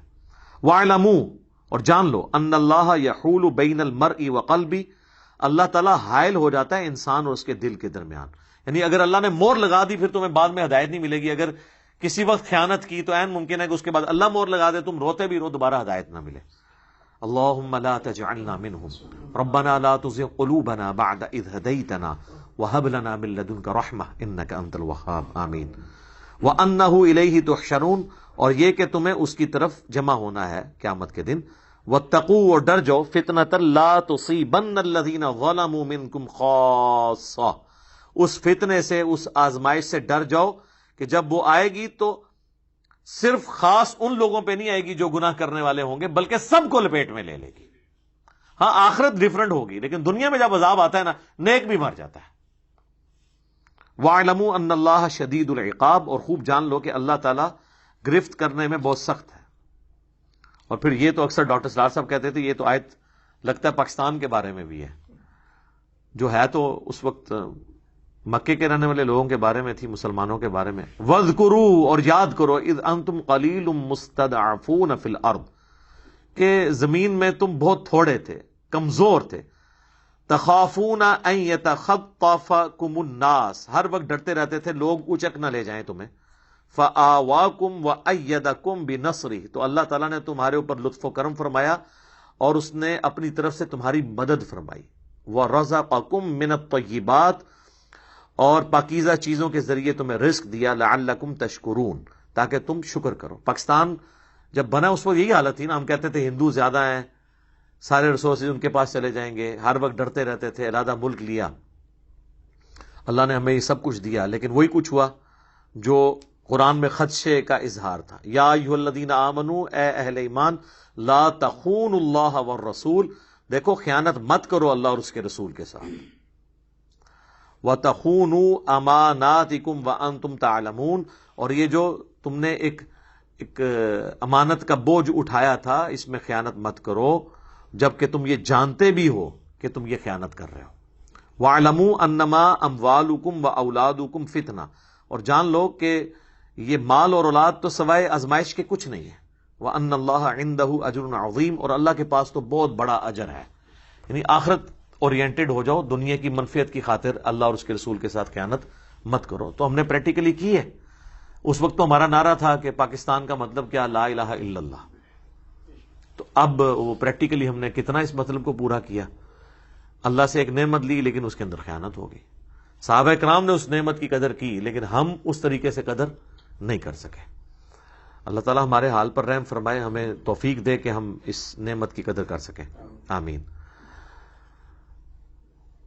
اچھا، 9واں کام مسلمان حکمرانوں کے کرنے کا یہ ہے کہ وہ یہ جو این جی اوز ہیں نا، ان کی سرپرستی خود کریں، خصوصاً جو ریلائبل این جی اوز ہیں، جیسے الخدمت فاؤنڈیشن ہے جماعت اسلامی والوں کی، جو ہمیشہ چاہے روہنگیا مسلمانوں کا ایشو ہو، خواہ کشمیر کے مسلمانوں کا ایشو ہو، خواہ فلسطین کے مسلمانوں کا، ہمیشہ سے اس پہ، یا پاکستان کے اندر بھی جب زلزلہ آتا ہے یہ لوگ کرتے ہیں. ایدی فاؤنڈیشن والے ہیں، ان کی سرپرستی کریں. اور یہ جو چندہ ریز ہوتا ہے نا، وہ صحیح جگہ پہ لگ رہا ہے یا نہیں لگ رہا، اس کے اوپر نظر رکھیں. کیونکہ اسی دوران کئی ایک ایسی این جی اوز بھی سامنے آئیں گی جو اس چندے کے اگینسٹ ان کی گاڑیاں اور ان کی کوٹھیاں بن رہی ہوں گی، وہ مستحقین تک نہیں پہنچیں گے. تو ان این جی اوز کے اوپر سرپرستی والا معاملہ کریں اور پھر ان کو فیسیلیٹیٹ کریں کہ یہ غریب مسلمانوں کی وہاں تک یعنی مدد کریں. ابھی غزہ کے اندر آپ سوچ نہیں سکتے کیا غربت ہے مسلمانوں پہ، کس لیول کی وہ زندگی گزار رہے ہیں. ظاہر اکانومی کوئی نہیں ہے. ایک طرف مصر ہے، انہوں نے ان کا بائیکاٹ کیا ہوا ہے، دوسری طرف اسرائیل ہے، تیسری طرف جو ہے میڈیٹرینین سی ہے. یہ تھوڑا بہت جو اسلحہ بھی ان کو پہنچتا ہے وہ بھی ایران دیتا ہے، اور تو کوئی ملک ان کو اسلحہ بھی دینے کے لیے تیار نہیں ہے. اور ان کی کس طریقے سے کس پرسی میں وہ زندگی گزار رہے ہیں سب کے سامنے. تو ان کی بیسک نیڈز تو کم از کم پوری کر سکتے ہیں نا. غربت کی زندگی جو گزار رہے ہیں اس میں ان کو اپ لفٹ کیا جا سکتا ہے ان این جی اوز کے ذریعے. اور 10ویں چیز جو میں بار بار ہائی لائٹ کرتا ہوں، اس وقت سے کر رہا ہوں جب ہماری اسٹیٹ پالیسی اس کے اگینسٹ ہوتی تھی. اب تو اسٹیٹ کی وہی پالیسی ہے جو ہم پچھلے 10-12 سال سے رو رہے تھے کہ نان اسٹیٹ ایکٹر کو اجازت نہیں ہونی چاہیے یہاں پہ کسی کو جہاد کے لیے بھرتی کرے. یہ صرف فوج کا کام ہے، ورنہ ایف اے ٹی ایف کی تلوار لٹکی ہوئی ہے. ضرب عصب اور رد الفساد سے جو ہم نے کامیابی حاصل کی ہماری فوج کی قربانیوں کی برکت سے، وہ ضائع ہو سکتی ہے. کیونکہ یہ آپ دیکھ رہے ہیں کتنے مولوی میدان میں اتر آئے ہیں جو یہ کہہ رہے ہیں کہ جی ہم نے اتنے بندے بھرتی کر لیے ہیں. یہ بندے کیا جا کے کریں گے وہاں میرے بھائی؟ نہ ان کی کوئی ٹریننگ ہے، ان کی تو الٹی یعنی لاشیں پچھلوں کو اٹھانی پڑ جائیں گی. یہی ہوگا. یا عباس کے غائبانہ نماز جنازہ پڑھ کے تو یہاں پہ علماء جو ہے اپنا چندہ اکٹھا کریں گے اور اس میں سے کچھ بھی نہیں نکلنا. لہذا یہ جو جہادی پرائیویٹ جہاد والی تنظیمیں ہیں نا، ان کی ایکٹیویٹیز کے اوپر اس وقت ساری دنیا کے مسلمان حکمرانوں کو نظر رکھنے کی ضرورت ہے. لیکن اس کا مقصد یہ نہیں ہے کہ یہ خود جہاد چھوڑ دیں حکمران، انہوں نے تو کرنا ہے. لیکن جو یہ کر رہے ہیں یا ان کو رخ دیں، ٹریننگ دیں، انہیں بھرتی کریں، پھر ضرور لانچ کریں. لیکن بغیر ٹریننگ کے آپ ان کو بھیجیں گے صرف نگ کے طور کے اوپر، تو وہ تو پھر لاشوں کی لاشیں ہی واپس آئیں گی. اور صرف ٹریننگ نہیں، پھر اسلحہ بھی اس لیول کا ہو کہ لڑ سکے. ٹھیک ہے، تو ہم یہ نہیں کہتے کہ بزدلی دکھائیں، لیکن ایک طریقے سے معاملات کو لے کے چلیں. اور میں نے آپ کو پہلے بھی عرض کر دیا کہ یہ آپ سے صدیوں سے جھوٹ بولا جا رہا ہے کہ صحابہ کرام جب رومنز یا پرشینز کے خلاف لڑے ہیں قادسیہ اور یرموک میں تو وہ زمین آسمان کا اسلحے کا فرق تھا. نہیں، تعداد کا زمین آسمان کا فرق تھا. چند ایک چیزوں میں آپ کہہ سکتے ہیں ان کے پاس ہاتھی تھے یا منجنیق تھے، لیکن اصل فیصلہ تو 1-to-1 وار کا ہوتا تھا. اس میں حضرت خالد ابن ولید کے پاس بھی تلوار ہی ہوتی تھی اور سامنے رومن جنرل کے پاس بھی تلوار ہوتی تھی. ورنہ سامنے سے رومن جنرل اگر ایک جنرل ان کا کلاشنکوف لے کے آ جاتا اس زمانے میں ہوتی تو سامنے 1000 بھی ہوتے، اس اکیلے نے بون دینا تھا. تو آج تو یہی ہے نا. آج یہ کہتے ہیں جی وہ ہمارا ایمان اگر اس لیول کا ہو جائے. سر صرف ایمان اس لیول کا نہ ہو، برابر کی جنگ بھی ہونی چاہیے نا، پھر ہوگا.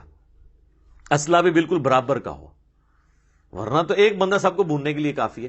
تو یہ بھی آپ سے جھوٹ بولا جاتا ہے. اس وقت تلوار کا مقابلہ تلوار سے ہوتا تھا، یہ نہیں ہوتا تھا. اور اسی طریقے سے ہاتھیوں کا مقابلہ گھوڑے سے ہو رہا ہوتا تھا. یہ ساری چیزیں دیکھنے والی ہیں. لیکن الٹیمیٹلی 1-to-1 دو بدو لڑائی ہوتی تھی، اس میں پھر دونوں کے پاس تلوار ہوتی تھی. ٹھیک ہے، تو تلوار کا مقابلہ تلوار سے ہو رہا ہوتا تھا. تو اب تو یہ اس طرح نہیں ہے سلسلہ. ہمارے پاس لیٹسٹ اسلحہ نہیں موجود ہے تو ہم یہ ڈنڈے اور لاٹھیاں اور یہ چیزیں لے کے جا کے تو یہ تو ان کی لاشیں اٹھانی پڑ جائیں گی اور کچھ بھی نہیں ہوگا. اور ابھی تو ایئر سٹرائکس والا جو ایشو ہے وہ تو کارپیٹ بمبنگ جب کرتے ہیں تو بچتا ہی کوئی نہیں ہے. وہ ایک مسئلہ سب سے خطرناک مسئلہ ہے. یعنی افغانستان کے اندر یہ جنگ اتنی لمبی کیوں ہوئی ہے؟ حالانکہ افغانیوں کا مقابلہ کوئی نہیں کر سکتے تھے امریکنز، ان کے پاس بھی اسی لیول کا اسلحہ ہے، وہ رشیا دے رہا ہے ان کو. سر ہاں جی، آپ لوگ سمجھتے ہیں شاید وہ بھوکے مار کے تو جیت رہے ہیں. نہ، رشیا اب اپنا بدلہ اتار رہا ہے امریکہ سے. سارا لیٹسٹ اسلحہ ان کو رشیا دیتا ہے. ٹھیک ہے، اور تب وہ مقابلہ کرتے ہیں. لیکن ایک چیز ان کے پاس نہیں ہے، وہ ایئر سٹرائکس ہے. اسی لیے آپ دیکھ لیں 20 سال سے وہ لڑ رہے ہیں. وہ جنگ ختم تو نہیں ہوئی، ورنہ اگر ان کے پاس ایئر سٹرائک ہوتی تو سر یہ 20 مہینے بھی جنگ نہیں تھا امریکہ نکال سکتا اور افغان طالبان کو فتح ہو جانی تھی. لیکن مار وہ بیچارے کھاتے ہیں ایئر سٹرائکس کی وجہ سے. اس کی وجہ سے ان کو پھر چھپنا پڑتا ہے. جب باہر نکلتے ہیں اوپر سے پوری کارپیٹ بمبنگ کرتے ہیں، وہ ڈیزی کٹر اور پتہ نہیں کیا کچھ پھینکتے ہیں وہ. ٹھیک ہے، لیکن زمین پہ آ کے برابر ہی ہیں. آپ دیکھ لیں ان کے پاس بھی گن ہے، سامنے والوں کے پاس بھی گن ہے. یہ نہیں ہے کہ ادھر سے کوئی دروشی پڑھ کے تو ڈنڈا پھیرے گا تو یہ ہو جائے گا. کچھ بھی نہیں ہونا. بھائی انج نہیں ہونا کہتے، یہ آپ چھوڑ دیں. یہ آپ لوگوں کو کہانیاں کرانی بند کریں. تو یہ 10 کام تھے جو مسلمان حکمرانوں کے اور ریاستوں کے کرنے کے کام ہیں. اب میرا آپ کا جو کرنے کا کام ہے وہ میں آپ کو مختصر 3 کام بتا دیتا ہوں. اور یہ جو آج ہم کاؤنٹر نیریٹو ڈسکس کر رہے ہیں یہ صرف فلسطین کے لیے نہیں ہے. چاہے چائنا میں مسلمانوں کے خلاف جو ظلم ہو رہا ہے، افغانستان میں ہو رہا ہے، شام میں ہو رہا ہے، فلسطین میں ہو رہا ہے، کشمیر میں، سب کے لیے یہ میری ویڈیو کفایت کرے گی. اس میں اتنے سارے پوائنٹس میں نے کاؤنٹر نیریٹو میں تیار کیے ہیں تاکہ فائدہ ہو انشاءاللہ تعالی. مسلمان عوام الناس کے کرنے کا کام کیا ہے؟ پہلے تو میں وہ آیت کوٹ کروں گا، سورۃ الحجرات کی آیت نمبر 10 ہے، انما المؤمنون اخوہ. بے شک، یا اس کا ترجمہ اپروپریٹ تو بنے گا کہ مومنین تو اس کے سوا کچھ نہیں ہے مگر یہ کہ وہ آپس میں بھائی بھائی ہیں. اور بخاری مسلم میں حدیث ہے، نبی علیہ السلام نے فرمایا کہ تم تمام اہل ایمان کو باہم محبت کرنے میں، ایک دوسرے پر مہربانی کرنے میں اور ایک دوسرے کی مدد کرنے میں ایک جسم کی مانند پاؤ گے کہ جسم کے کسی ایک حصے میں بھی تکلیف ہوتی ہے تو پورا جسم رات کاٹ کے اس تکلیف کو بیداری میں گزارتا ہے. تو ظاہر ہے کہ ہمیں تکلیف ہوتی ہے. اب ہم میں سے اللہ کا شکر ہے کہ اتنا بھی زمین نہیں مر گیا کہ کوئی یہ پوچھ رہا ہے کہ وہ ویڈیوز تو دکھا رہے ہیں مسجد اقصی میں اکثر لوگ تو رفع الیدین سے نماز پڑھ رہے ہیں. یہاں تو مسجدیں دلائی جاتی ہیں رفع الیدین کرنے والا کو گھس جائے. شکر ہے یہ یہاں پہ حنفیوں کے دماغ میں یہ گند نہیں آیا کہ یار وہ وہاں پہ تو ہاتھ چھوڑ کے بھی نماز پڑھ رہے ہیں. کچھ مالکی ہیں اور کچھ شیعہ ہیں. تو شکر ہے مسلمان کہہ رہے ہیں نہیں سنی شیعہ چاہے دونوں ہیں، ہے تو ہمارے بھائی ہیں. کاش اپنے ملک کے اندر بھی یہی جذبہ ان کا ہو. 3 کام جو عوام الناس نے کرنے ہیں نا جی، وہ نمبر 1 رجوع اللہ، اللہ کی طرف رجوع لانا ہے، توبہ کرنی ہے، شکر ادا کرنا ہے کہ ہم سکون سے یہاں بیٹھے ہوئے.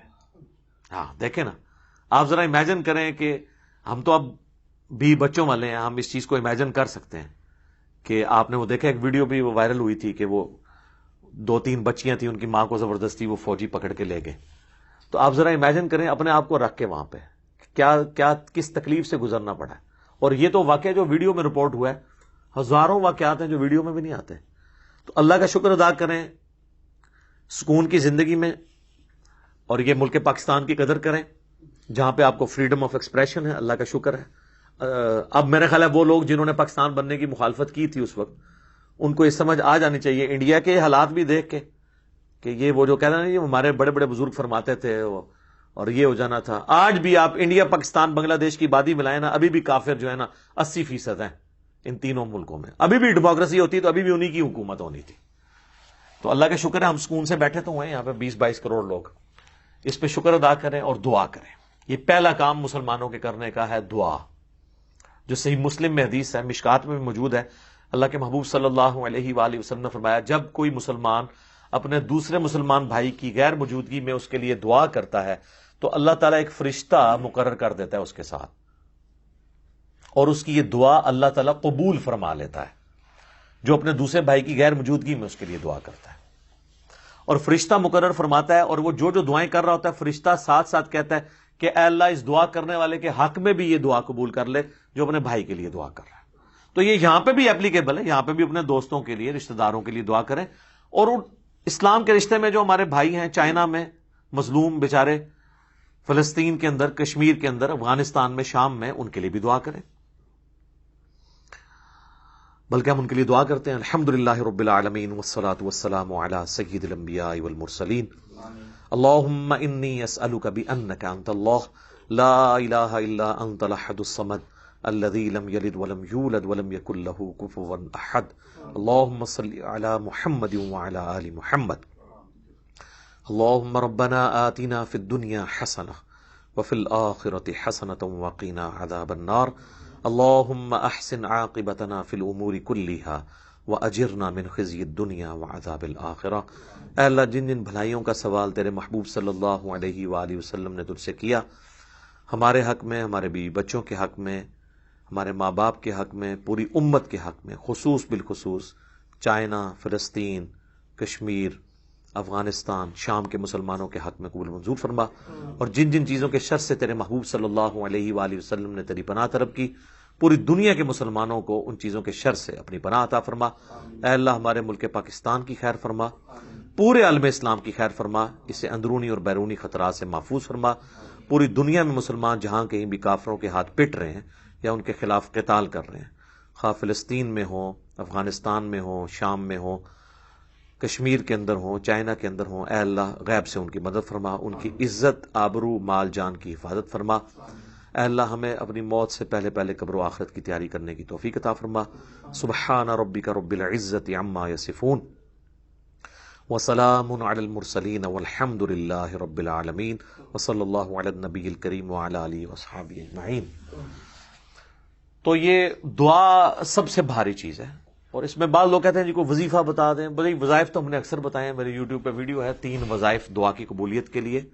دعا کی قبولیت کے لیے شرط یہ ہے کہ اللہ کی تعریف اور درود شریف، اور اس کے بعد آپ اللہ سے مانگیں جس طریقے سے میں نے دعا کی۔ باقی پھر بھی اگر آپ کو وظائف چاہیے تو صحیح بخاری میں ہے کہ حضرت عبداللہ ابن عباس کہتے ہیں کہ تمہارے جد امجد ابراہیم علیہ السلام کو جب آگ میں پھینکا جانے لگا، انہوں نے بھی اور تمہارے نبی علیہ السلام پہ بھی جب مشکل وقت آتا تھا تو وہ بھی پڑھتے تھے حسبنا اللہ و نعم الوکیل، ہمیں اللہ ہی کافی ہے، ہم نے اس پہ بھروسہ کیا اور وہی بہتر کارساز ہے۔ اور دوسرا وظیفہ جو جامعہ ترمذی میں تو سند کمزور ہے، المستدرک للحاکم میں ہے کہ نبی علیہ السلام ہر مصیبت، ہر پریشانی میں کہتے تھے یا حی یا قیوم برحمتک استغیث، اے خود سے زندہ ہر چیز کو تھامنے والے، میں تیری رحمت کے ساتھ تیری مدد کا سوال کرتا ہوں۔ استغیث الف یعنی حمزہ کے ساتھ پڑھیں گے تو سنگولر کا صیغہ ہے، نون سے پڑھیں گے تو جمع کا صیغہ ہو جائے گا نستغیث، دونوں درست ہیں۔ اور تیسرا وظیفہ جو سورۃ الانبیاء میں آیا، حضرت یونس علیہ السلام کی دعا، لا الہ الا انت سبحانک انی کنت من الظالمین۔ جامعہ ترمذی میں حدیث ہے کہ جو شخص بھی یونس علیہ السلام کی دعا کے ساتھ اللہ کی طرف متوجہ ہوتا ہے، اللہ تعالیٰ اسے محروم نہیں لوٹاتا۔ اور سورہ انبیاء میں بھی ساتھ آیا کذالک ننجی المؤمنین، ہم اہل ایمان کو بھی نجات دیں گے اسی طریقے سے۔ بلکہ سورہ صافات میں آیا کہ اگر یونس علیہ السلام ہم سے مچھلی کے پیٹ میں اس طرح دعا نہ کرتے تو پھر اسی دن نکلتے جس دن کے مردے اپنی قبروں سے اٹھائے جائیں گے۔ یعنی اللہ تعالیٰ نے اس دعا کی برکت سے اتنا معاملہ یہ فرمایا، الحمدللہ۔ تو یہ آپ کریں۔ دوسرا کام ہے نا جی جو کرنے کا میرے بھائیوں، فرقہ واریت سے توبہ کر لیں۔ سنی شیعہ اختلاف، آپس میں لڑنا جھگڑنا، علمی اختلاف کریں، لیکن نفرت، قتل و غارت جو 30-40 سال سے پراکسی وارز چل رہی ہے ہمارے اس سب کانٹیننٹ کے اندر، اس سے توبہ کریں۔ دیکھیں کافر آپ کو مار رہا ہے نا، مسجد اقصی میں انہوں نے کوئی تفریق نہیں کی ہے کہ سنی الگ ہو جائیں اور شیعہ الگ ہو جائیں، جو ان کے سامنے آیا انہوں نے پٹائی کی ہے۔ انہوں نے یہ نہیں دیکھا کوئی رفع الیدین کرنے والا ہے نہیں کرنے والا، ہاتھ چھوڑنے والا ہے، اکثر ویسے وہاں رفع الیدین سے ہی پڑھتے ہیں۔ زیادہ تر سنی جو ہیں وہ مالکی ہیں، فقہ کو فالو کرنے والے، وہ بھی ہاتھ چھوڑ کے نماز پڑھتے ہیں اور رفع الیدین کرتے ہیں، اور شیعہ ویسے ہی کرتے ہیں، آلموسٹ ایک طریقے سے ہی چل رہے ہوتے ہیں۔ انہوں نے اس کا کوئی فرق نہیں کیا، اور نہ اللہ کا شکر ہے ہم یہاں پہ ان کے لیے جب آواز بلند کر رہے ہیں تو یہ کہہ رہے ہیں کہ وہ کوئی دوسرے فرقے کے ہم آواز نہیں کریں گے۔ تو اس سے اب یعنی فائدہ اٹھاتے ہوئے یہاں پہ بھی نفرتیں آپس میں ختم کریں، یہ دوسرا کام ہے۔ سوشل میڈیا کے اوپر میں علمی اختلاف سے نہیں روک رہا، نفرت، قتل و غارت اور بھڑکانا اور کسی کو موقع نہ دینا کہ وہ اپنی رائے قائم کر سکے، اس پہ گستاخ رسول کے فتوے لگا دینا، قادیانیت کا جھوٹا الزام لگا دینا اور اس طریقے کے الزامات، اس سے آپ پرہیز کریں۔ تیسرا کام جو کرنے کا ہے وہ جو صحیح مسلم میں حدیث ہے، تم میں سے جو کوئی بھی ہو سکے برائی کو دیکھے تو اپنے ہاتھ سے روکے، اور وہ تو میں نے بتا دیا حکمرانوں کا کام ہے، وہ تو آپ نہیں کریں گے۔ دوسرا فرمایا ہاتھ سے نہیں روک سکتا تو اپنی زبان سے، اور زبان سے بھی نہیں روک سکتا تو کم از کم دل میں برا مانے، لیکن ساتھ فرمایا یہ بالکل آخری درجہ ہے، ذالک اضعف الایمان، یہ ایمان کا کمزور ترین درجہ ہے کہ دل میں برائی کو برا سمجھا جائے، وہ آپ سمجھیں کہ نہ ہونے کے برابر ہی ہے۔ اصل ہے کہ گونگے شیطان نہیں بننا زبان سے، اور آج کل زبان کا اظہار سوشل میڈیا کے ذریعے ہے، زبان ہی کی فارم ہے، لکھ کر کوئی پوسٹ بنا کر پازیٹو، پلے کارڈ اٹھا کر کسی احتجاج میں، یہ عوام کا کام ہے۔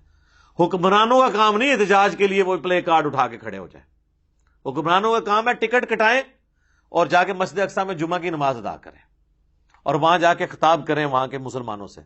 باقی سارے 57 ملکوں کے جائیں، جناب آپ ایٹھرلی اوپرلی ہو جانی ہے، ان کو سیکورٹی دینی پڑے گی، وہ خود سیکورٹی دیں گے یار، وہ کہیں گے ایک بندہ بھی مر گیا تو تمہاری تو مصیبت ہے، ٹھیک ہے نا، وہ خود دیں گے آپ کو، لیکن اس کی وجہ سے وہاں کے مسلمانوں کا کتنا خون بڑھے گا آپ سوچ نہیں سکتے۔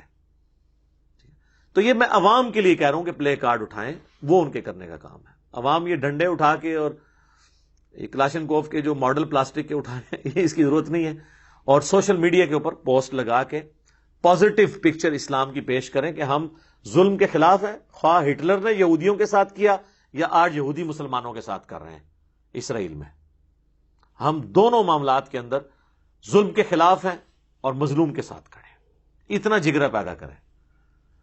اور سورۃ الانعام کی جو آیت ہے 108 کہ کافروں کے جو جھوٹے معبود ہیں ان کو گالی مت دو ورنہ وہ دشمنی میں لا علمی میں تمہارے سچے معبود کو گالیاں دیں گے۔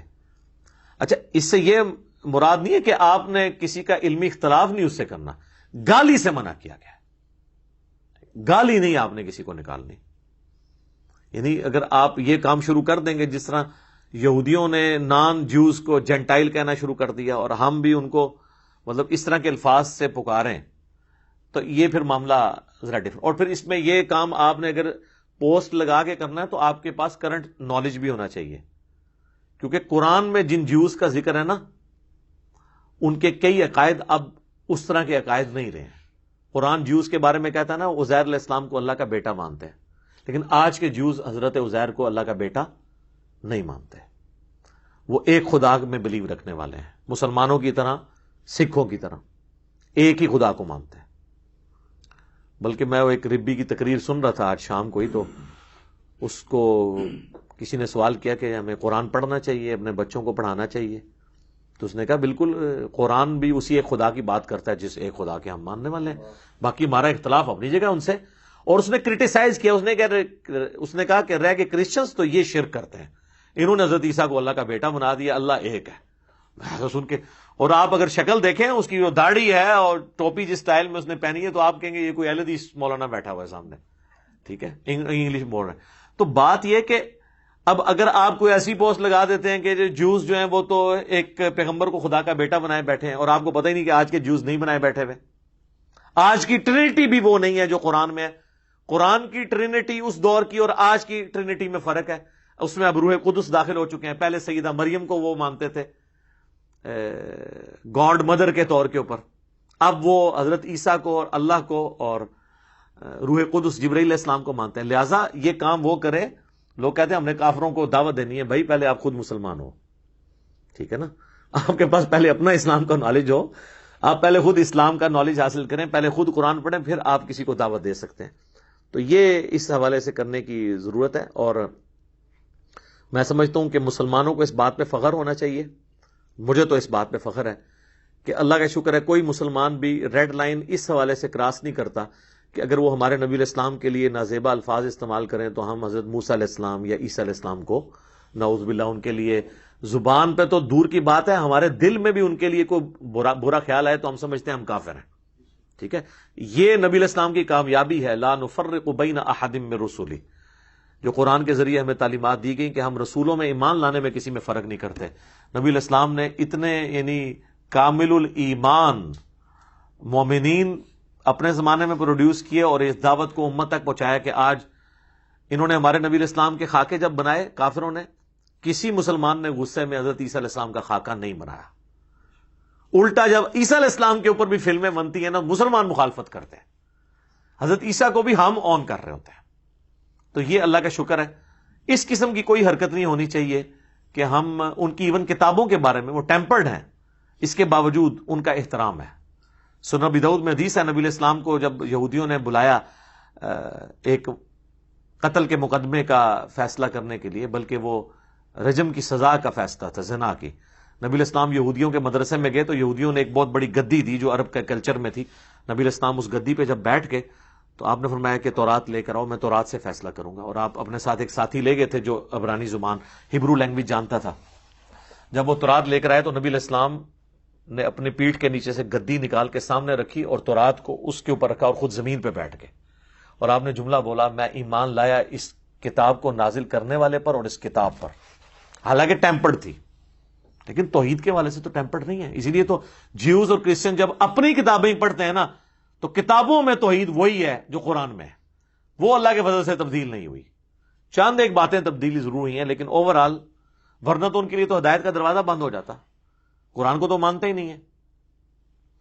تو احترام ان کی کتابوں کا بھی کرنا ہے, پیغمبروں کا بھی کرنا ہے. وہ سارے ہمارے ہیں, ان کتابوں پہ ہم ایمان رکھتے ہیں, اس میں تو کوئی دوسری رائے نہیں ہے.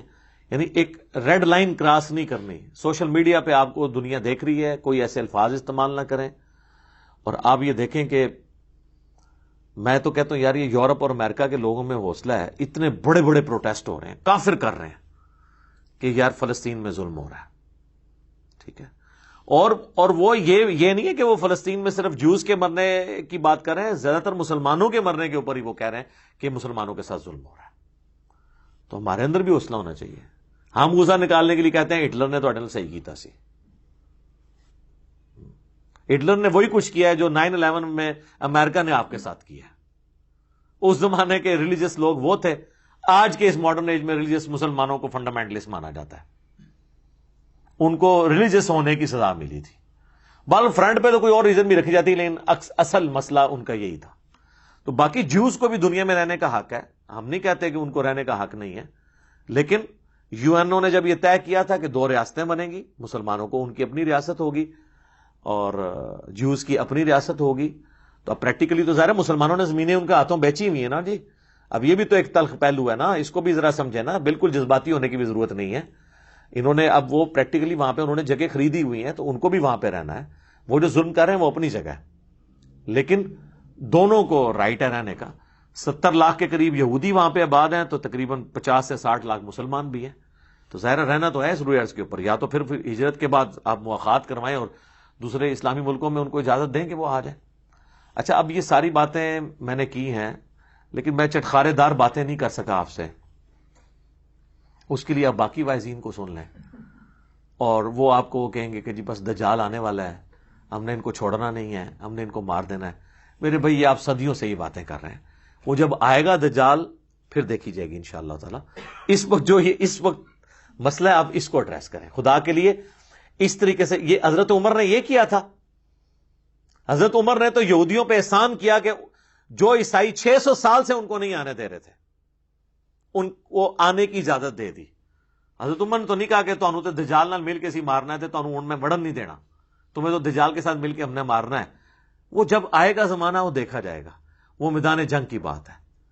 اس وقت میرے خیال ہے ہم دائی بنے, یہودیوں تک ان کی بات پہنچائیں کہ بھی تمہارے اندر کہاں کہاں پر علمی خرابیاں. اور میں آپ کو بتاؤں کتنے یہودی ہیں جنہوں نے جب قرآن سٹڈی کیا ہے, جو عربی کے جاننے والے ہیں یا انگلش میں ترجمہ پڑھا ہے, وہ مسلمان بھی ہوئے ہیں, اگرچہ ان کی تعداد کم ہے عیسائیوں کے مقابلے پہ.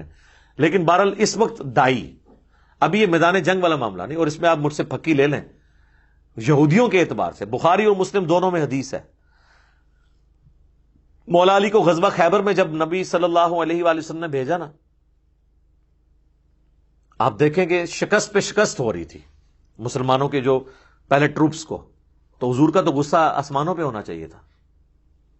لیکن حضرت علی کو زرہ اپنے مبارک ہاتھوں سے باندھی. حضرت علی کو آپ نے نصیحت کی کہ علی پہلے جا کے انہیں دعوت دینا, میدان جنگ میں بھی ان کو کہنا کہ اسلام قبول کرو. اگر تیری وجہ سے ایک بندے کو بھی ہدایت مل گئی تو تیرے لیے سرخ اونٹوں سے بہتر ہے. یعنی جس کو آپ V8 کہتے ہیں آج کے زمانے میں.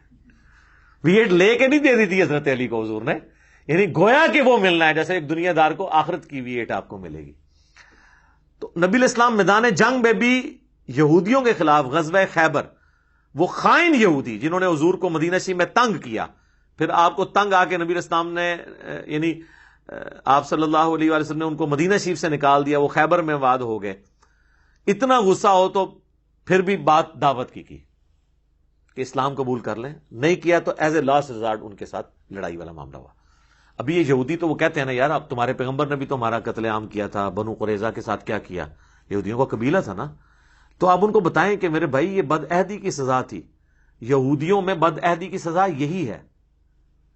آپ کے جو 70,000 یہودی ایک دن میں قتل ہوئے تھے جنہوں نے بچڑے کو رب مان لیا تھا, ان کی سزا جو اللہ نے مقرر کی تھی کہ ہر قبیلہ اپنے قبیلے کے لوگوں کو قتل کرے گا, تو یہ سزا کنٹینیوس آپ کی شریعت میں چل رہی ہے. ٹھیک ہے, نبی علیہ السلام پہ ہوتا تو آپ معاف بھی کر دیتے. ٹھیک ہے, یہ بد عہدی کی سزا ملی تھی, اور اس میں بھی بچے اور عورتیں قتل نہیں ہوئے تھے, یہ ذہن میں رکھیے گا. تو اب یہ تو ٹاپک. تو اب وہ بعض لوگ سوچ رہے ہوں گے کہ جی وہ حدیث نہیں سنائی بخاری مسلم کی. سر وہ بھی میں مسلمانوں کو سناؤں تو پھر میں ساتھ تھوڑی سی بے عزتی بھی کروں گا. بخاری مسلم دونوں میں حدیث ہے, قرب قیامت میں جب مسلمانوں کی آخری جنگ ہوگی دجال کے خلاف, آرمگڈون جسے کہتے ہیں وہ لوگ, اور اس جنگ کے اندر نبی علیہ السلام فرمایا کہ اگر کوئی یہودی ایک پتھر کے پیچھے بھی چھپا ہوگا نا, کسی درخت کے پیچھے بھی, تو پتھر اور درخت کو بھی اللہ زبان دے گا اور مسلمان سے وہ کہے گا یا مسلم, میرے پیچھے یہودی ایسے قتل کر دے. یہ عام حالت میں نہیں, میدان جنگ میں, سوائے غرقد کے درخت کے جو ان کو پناہ دے گا. تو اس میں الفاظ ہیں یا مسلم. تو یہاں آپ کسی, جتنے یہاں پہ مسلمان ہیں ان کو ذرا کہہ کے دیکھیں نا, آپ کسی مسجد میں بریلویوں کی جائیں اور کہیں کہ جی یہ کس کی مسجد ہے, وہ کہے گا بریلویوں کی. تو اس کو پوچھیں آپ کون ہے, وہ کہے گا میں بریلوی, اور آگے سے وہ آپ کو پوچھے آپ کون ہے, تو آپ کہیں میں مسلمان ہوں. تو دیکھیں اس کی تیوری کیسی چڑھتی ہے. وہ کہے گا میں کافر ہوں. بھئی اگر تو کافر نہیں ہے, مسلمان ہی ہے, تو تو اپنے آپ کو مسلم کیوں نہیں کہتا؟ اس دن سے پہلے کہہ دے کہ جس دن تجھے پتھر نے بھی اور درخت نے بھی کہنا ہے, اور تو نے اس وقت تو نے نہیں ماننا جب تک تجھے سنی, شیعہ, بریلوی, دیوبندی, حنفی, شافی, مالکی کہہ کے نہ بلایا جائے, یا تو نے سمجھنا ہے کہ انجینئر صاحب کی کوئی ویڈیو چل گئی ہے پیچھے سے. تو یہ دیسے پھر جب سنائیں گے اس کے ساتھ تلخ چیزیں یہ جڑی ہوئی ہیں, پھر یہ بھی سنیں آپ. حیات مسیح اور نزول مسیح کے اوپر میری ویڈیوز ہیں, اس میں دجال کا جو قتل صحیح مسلم میں ہے, مقام لد پہ حضرت عیسیٰ علیہ السلام اسے قتل کریں گے. عیسیٰ علیہ السلام 2 زرد چادروں میں جو ہے وہ دمشق کے مینار پہ اتریں گے, اور اس کے بعد وہ نماز, یعنی پہلی نماز تو امام مہدی پڑھائیں گے, اس کے بعد حضرت عیسیٰ علیہ السلام ساری نمازیں پڑھائیں گے. اور مسلم شریف کے الفاظ ہیں کہ وہ تمہیں کتاب اللہ اور تمہاری نبی کی سنت کے مطابق چلائیں گے. اور آپ کے بزرگوں نے, یعنی شیخ احمد سرندی جسے آپ کہتے ہیں 1000 سال کا مجدد ہے, اور وہ بھی انہوں نے اپنے آپ کو خود ڈکلیئر کیا ہوا ہے. کوئی حدیث 1000 سال کے مجدد کی نہیں, 100 سال والی ہے ابو داؤد کے اندر, حاکم کے اندر, مشکات میں موجود ہے کہ ہر صدی کے کنارے پہ ایک اللہ تعالیٰ میری امت میں شخص مبعوث کرے گا جو دین کی تجدید کرے گا. لیکن وہ شیخ احمد سرندی نے کہا نہیں جی میں تو الف ثانی میں آندہ 1000 سال کا مجدد ہوں. ان سے پوچھیں پہلے 1000 سال کا مجدد کون ہے, تو آپ کا کیا خیال ہے وہ کس کو کہیں گے؟ نبی صلی اللہ علیہ وآلہ وسلم کو. وہ کہتے ہیں پہلے 1000 سال حضور نے کور کر لیے ہیں, اگلے 1000 سال میں کور کروں گا. جی ظاہر ہے وہ عمر بن عبد العزیز تو 100 سال کا مجدد ہے, اگلا مجدد امام شافعی تو 100 سال کا مجدد ہے.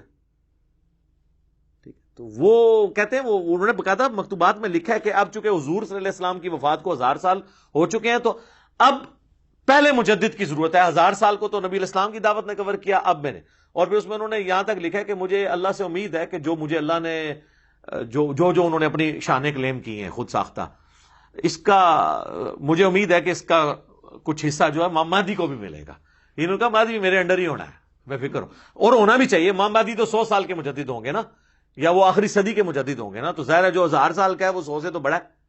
ٹھیک ہے, ان سے پوچھا گیا یہ 1000 میں, انہوں نے کہا جی اتنا ہی فرق ہے جن 1000 تے 100 ہی چوندا ہے, اتنا اس مجدد دے فرق ہے.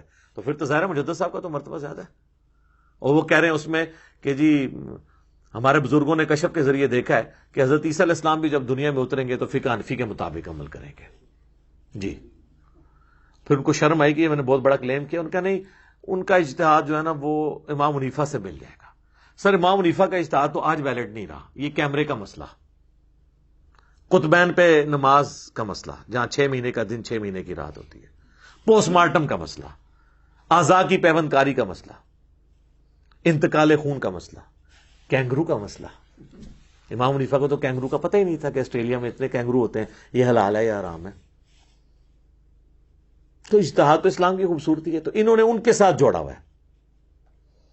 تو حضرت عیسیٰ علیہ السلام کو بھی ان کے انڈر کر دیا ہوا ہے کہ جی وہ فقہ حنفی کے مطابق, وہ بھائی صحیح مسلم میں وہ تمہیں اللہ کی کتاب اور اس کے نبی کی سنت کے مطابق چلائیں گے, دیٹس آل. تو اللہ کا شکر ہے میں یہ مسلم کی وجہ سے بحث کی ہے کہ مسلم بن جائیں. اس دن سے پہلے مسلم بن جائیں جس دن آپ کو مسلم بننا پھر فائدہ کوئی نہیں دے گا. ٹھیک ہے, بلکہ آپ کو تو وہ دجال کے بھی آتا ہے نا بخاری مسلم میں کہ ماتھے کے اوپر کافر لکھا ہوگا, لیکن ایبریویشن میں لکھا ہوگا کافارا. یا کاف فا الف را دونوں بھی ہو سکتے ہیں، کھڑی زبر ہو تو خالی.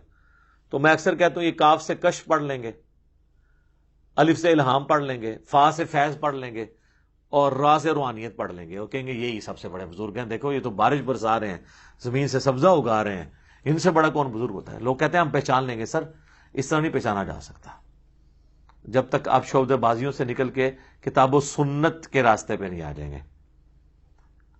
یعنی کہ دوسرے الفاظ میں، مرنے سے پہلے اے مسلمان کر لے اس پہ غور، کتابوں کا خدا اور ہے، بابوں کا خدا اور. باب خدا اسی کو مانتے تھے، لیکن ان کوالٹیز کے ساتھ نہیں جو آسمان سے نازل ہوئی تعلیمات، یعنی کتاب اور سنت اور احادیث کی کتابوں میں موجود ہے. تو ہم تو صرف آپ کو جھنجھوڑ سکتے ہیں. انشاءاللہ ایک دن آئے گا، امید ہے اگر آپ نے یہ ہماری نصیحت لے لی اور آپ کے زمانے میں دجال آ گیا اور عیسیٰ علیہ السلام کی صحبت ہمیں نصیب ہوئی، امام مہدی کی صحبت نصیب ہوئی، تو اگر آپ نے زندگی میں ایک دفعہ نعرہ لگایا ہوا نا کہ نہ میں وابی نہ میں بابی، میں ہوں مسلم علمی کتابی، تو جب جناب غرقد کے درخت کے سوا باقی درخت اور پتھر آواز دیں گے تو آپ کو آواز بھلی معلوم لگے گی انشاءاللہ، اور آپ اپنے آپ کو مسلم سمجھتے ہوئے فخر محسوس کریں گے. باقی اس کے لیے نبی الاسلام کا ایک وظیفہ میں اینڈ پہ بتاتا ہوں. دجال پہ میری کئی ایک ویڈیوز ریکارڈڈ ہیں، نزول مسیح کے اوپر بھی، ہر ٹاپک میں موجود ہے. آج کا ٹاپک چونکہ نہیں تھا، صحیح مسلم میں حدیث ہے جو سورۃ الکہف کی پہلی 10 آیات یاد کر لے گا تو اللہ اسے دجال کے فتنے سے بچا لے گا. تو یاد اسی صورت میں ہوں گی، روزانہ کم از کم ایک دفعہ پڑھ لیں تو خود بخود آپ کو یاد ہونا شروع ہو جائیں گی. باقی یہ جو علماء جو ہے نا وہ قیامت کی نشانیوں کو اس سے جوڑ کے، قیامت تو ہم پچھلے 400 سال سے بنائے بیٹھے ہوئے ہیں. ٹھیک ہے، لوگ تو پہلے کہتے تھے 1000 سال سے اوپر ہی امت جائے گی نہیں. آپ پرانے زمانے کے بزرگوں کی بھی کتابیں دیکھیں نا تو وہ آپ کو لگے گا بس قیامت آئی کہ آئی. فی الوقت جو گیون سرکمسٹانسز ہے نا، اس میں جو ہے نا وہ آپ اس طرح، مجھے لوگ کہتے ہیں قیامت کی نشانیوں پہ ویڈیو ریکارڈ کرائیں. جی قیامت کی سب سے بڑی نشانی ہے نبی علیہ السلام کا دنیا میں آنا. جی صحیح مسلم میں حدیث ہے، میں اور قیامت اس طرح ساتھ بھیجے گئے ہیں جیسے یہ 2 انگلیاں، درمیان والی انگلی اور شہادت کی انگلی نبی علیہ السلام نے جوڑی. یعنی نبی علیہ السلام کی بعثت ہی قیامت کی خبر ہے. جی قرآن میں بھی ہے نا سر، اقترب الساعہ وانشق القمر، قیامت قریب آ گئی اور چاند 2 ٹکڑے ہو گیا. نبی علیہ السلام کے زمانے میں جو چاند 2 ٹکڑے ہوا تو اللہ نے کہا یہ قیامت کے قریب آنے کی نشانی ہے. ظاہر ہے جی اتنی لمبی انسانی تاریخ میں ہزاروں انبیاء آئے ہیں، ان میں جب آخری پیغمبر آئے گا تو قیامت کی نشانی ہوگا نا. یعنی نبی علیہ السلام کے بعد اب کوئی نبی نہیں آنا، حضرت عیسیٰ نبی امتی کی حیثیت سے آنا ہے. تو حضور کی بعثت خود جو ہے وہ قیامت کی نشانی ہے. باقی وہ جو نشانی ہے جو چھوٹی چھوٹی جوڑتے ہیں اور وہ ضربے تقسیمیں لگاتے ہیں، کبھی یاجوج ماجوج کو لے کے بیٹھ جاتے ہیں، کبھی کچھ لے کے بیٹھ جاتے ہیں. سر جو کام کرنے والا ہے وہ یہ ہے کہ آپ دین پہ چلیں اور جو بیسک دین ہے یہ لوگوں کو سکھانے کی کوشش کریں. تو باتیں تو میں بہت ساری کر سکتا تھا، لیکن میں نے کوشش کی ہے کہ میں ایک بلو پرنٹ آپ کے سامنے اس حوالے سے کاؤنٹر نیریٹو کی شکل میں رکھ دوں.